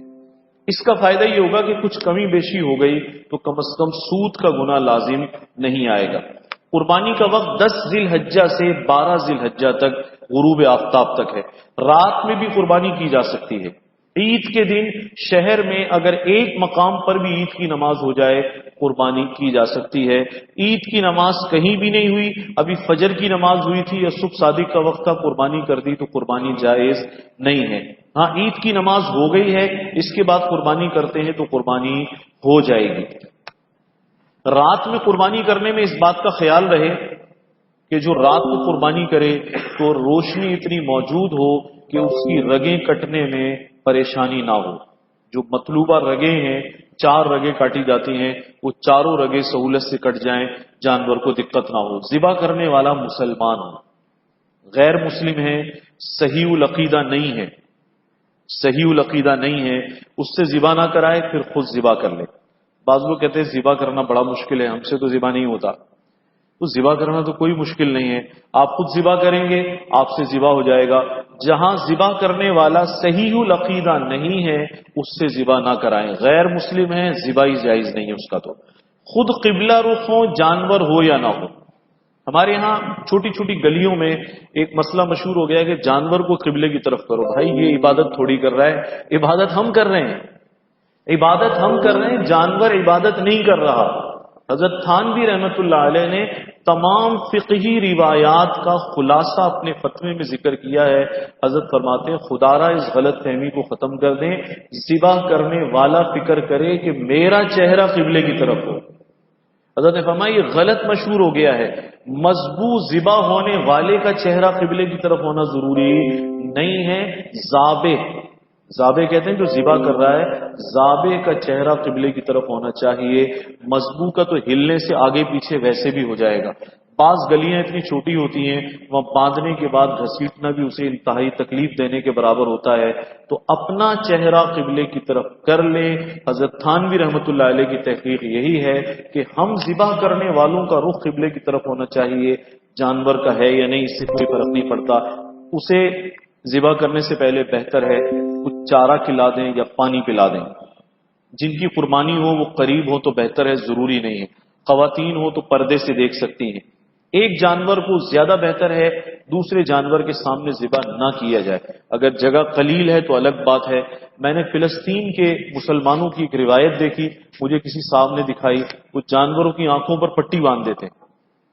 پوچھا یہ آپ کیوں کرتے ہیں؟ تو انہوں نے کہا اسی لیے کرتے ہیں جو حدیث شریف میں منع آیا ہے کہ ایک کے سامنے دوسرے کو ذبح کرو گے، وہ اتنا شعور رکھتا ہے کہ یہ دوسرا جانور تکلیف میں ہے اور یہی تکلیف مجھے پہنچنے والی ہے۔ مجھے واقعی یہ بات بڑی پسند آئی کہ سمجھداری کی بات ہے۔ آنکھوں پر پٹیاں باندھی ہوئی جتنے جانور لائن سے ذبح ہونے والے ہیں، ایک اچھی روایت ہے یہ۔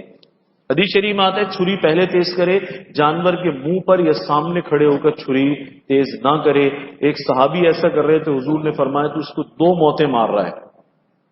حضور نے فرمایا تم اس کو 2 موتیں مار رہے ہو، ایک پہلے بیچارے کو موت آنے والی ہے اور دوسرا اس کے سامنے چھریاں تیز کر رہے ہو، اس سے بھی اس کو تکلیف پہنچ رہی ہے۔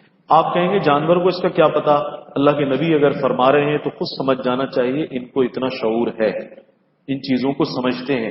آپ اس کی مثال ہمارے بزرگوں نے لکھی ہے، اسے ڈنڈا دکھائیں تو بھاگتا ہے، گھاس دکھائیں تو قریب آتا ہے۔ وہ اپنے نفع نقصان، محبت، سختی، نرمی، گرمی سب باتوں کو جانور سمجھتا ہے، اسی لیے اللہ کے نبی نے فرمایا اس کے سامنے نہ کرو، سختی سے نہ گھسیٹے۔ بے دردی سے نہ گھسیٹے، اس لیے کہ وہ جاندار چیز ہے، اسے بھی اس کی تکلیف پہنچتی ہے۔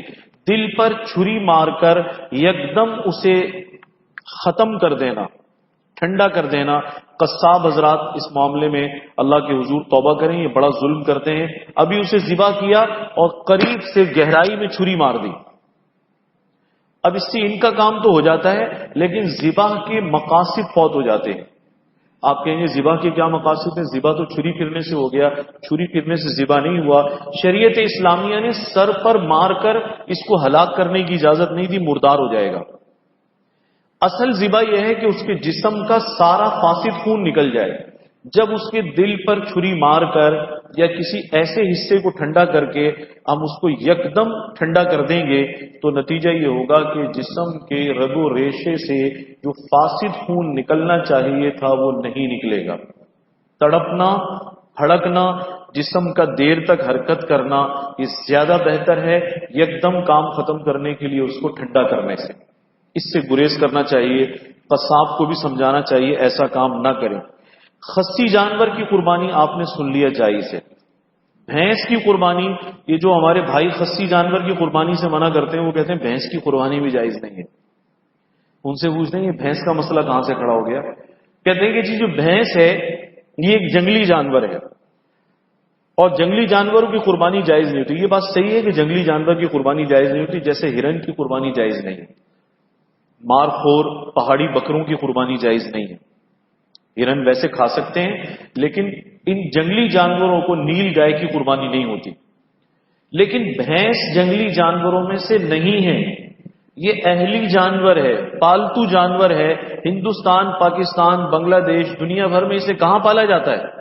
گھروں کے اندر پالا جاتا ہے، گھروں کے اندر رکھا جاتا ہے، دودھ لیا جاتا ہے، نسل بڑھائی جاتی ہے، افزائش کا کام ہوتا ہے۔ یہ جانور کہیں سے بھی جنگلی نہیں ہے، یہ جانور گھریلو اور پالتو جانور ہے۔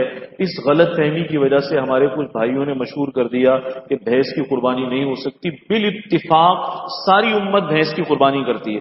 ایک مسئلہ رہ گیا، آج کل اس کا بڑا زور ہے، آخری مسئلہ ہے، اس کے بعد پھر سوالات شروع کرتے ہیں۔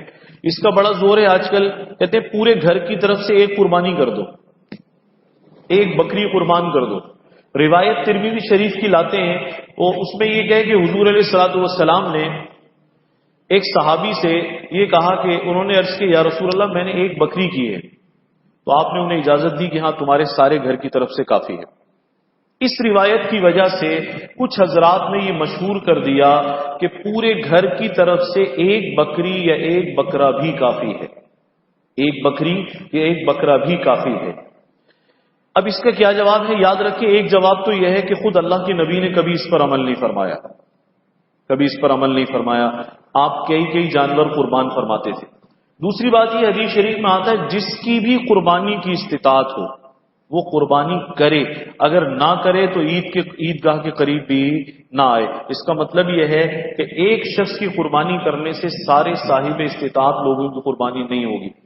تیسری بات یہ ہے کہ شریعت مطہرہ کے اصولوں کے یہ بات صریح خلاف ہے کہ ایک شخص کے عمل کرنے سے دوسرے کا فریضہ بھی ادا ہو جائے۔ اگر شوہر نماز پڑھے تو بیوی کی نہیں ہوگی، بیوی نماز پڑھے تو شوہر کی نہیں ہوگی، ایک کے حج کرنے سے دوسرے کا نہیں ہوگا، ایک کے زکوٰۃ دینے سے دوسرے کی زکوٰۃ ادا نہیں ہوگی۔ روزہ سارا گھر اپنا رکھتا ہے، نمازیں سارا گھر اپنی پڑھتا ہے۔ یہ کون سا اصول اور فارمولہ ہے جس کی روح سے آپ کہتے ہیں کہ اگر شوہر قربانی کر لے تو سب کی طرف سے ہو گئی؟ یہ دراصل غلط تشریح کا نتیجہ ہے، اور اس پر اصرار کیا جا رہا ہے آج کل کہ اس بات کو قبول کر لیں، اس بات کو مان لیں۔ چینلوں پر بھی بہت چلایا جا رہا ہے۔ یاد رکھیں اصول شریعت یہ ہے جس پر جو فریضہ عائد ہو وہ خود ادا کرے یا اس کی اجازت سے دوسرا ادا کرے۔ گھر میں جتنے صاحب حیثیت لوگ ہیں اگر سب پر قربانی، سب پر زکوٰۃ واجب ہو تو سب اپنی اپنی دیتے ہیں یا نہیں دیتے؟ یہ ایک کے دینے سے سب کی ادا ہو جاتی ہے؟ سب کو دینی پڑتی ہے۔ صدقۃ الفطر سب کا دینا پڑتا ہے، حج سب کا ہوتا ہے، نماز سب کی ہوتی ہے، روزہ سب اپنا اپنا رکھتے ہیں۔ یہ عجیب اصول ہے قربانی میں آ کر آپ ایک بکری ذبح کریں سب کی جان چھوٹ جائے، یہ انتہائی ظلم اور زیادتی کی بات ہے.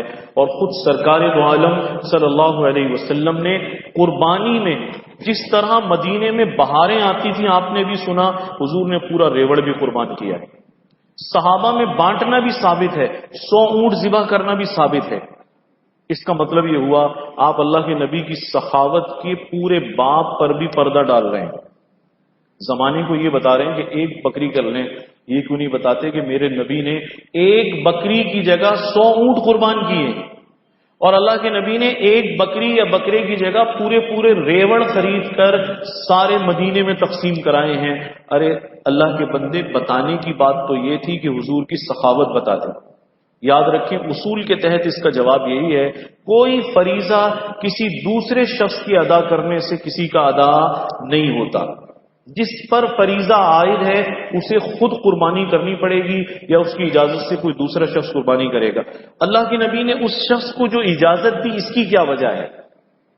اس زمانے میں غربت اور افلاس عام تھا، لوگ فاقے کرتے تھے. آپ سنتے رہتے ہیں خود حضور کے گھر میں بھی چولہا نہیں جلتا تھا، مسجد نبوی میں چراغ جلنے کی نوبت نہیں آتی تھی. ایسی حالت میں علماء اور محدثین نے لکھا ہے غالب لوگوں کی حالت یہ تھی کہ ان پر قربانی واجب نہیں ہوتی تھی. آپ مجھے بتائیں آج بھی اگر کوئی کمزور آدمی ہمارے علاقے کا وہ قربانی کے لیے بکری یا بکرا لے بھی آئے اور اس پر واجب نہ ہو، وہ آ کر آپ سے یا مجھ سے پوچھے کہ حضرت میری تو ہمت نہیں تھی قربانی کی، مجھ پر واجب بھی نہیں تھی، میں نے ایک بکری لے لی، اب قربانی ہو جائے گی، تو یقیناً ہم یہی کہیں گے بھائی آپ نے اتنی ہمت کر لی، آپ کے گھر کی طرف سے یہی کافی ہے. یا ہم یوں کہیں گے کہ 12 افراد ہیں تو 11 اور لاؤ، کہے گا ایک بھی واجب نہیں تھی، میں تو لے کر پھنس گیا. تو عجیب بات ہے، حدیث شریف کا مذاق بنا دیا گیا ہے. اللہ کے نبی کی ساری سخاوت پر، ساری قربانیوں پر اور قربانیوں کی عظیم تاریخ پر پورا پردہ لپیٹ رہے ہیں. اب یہ وہی دھڑا ہے جو ہمارے ہاں ساری امت سے الگ چلتا ہے.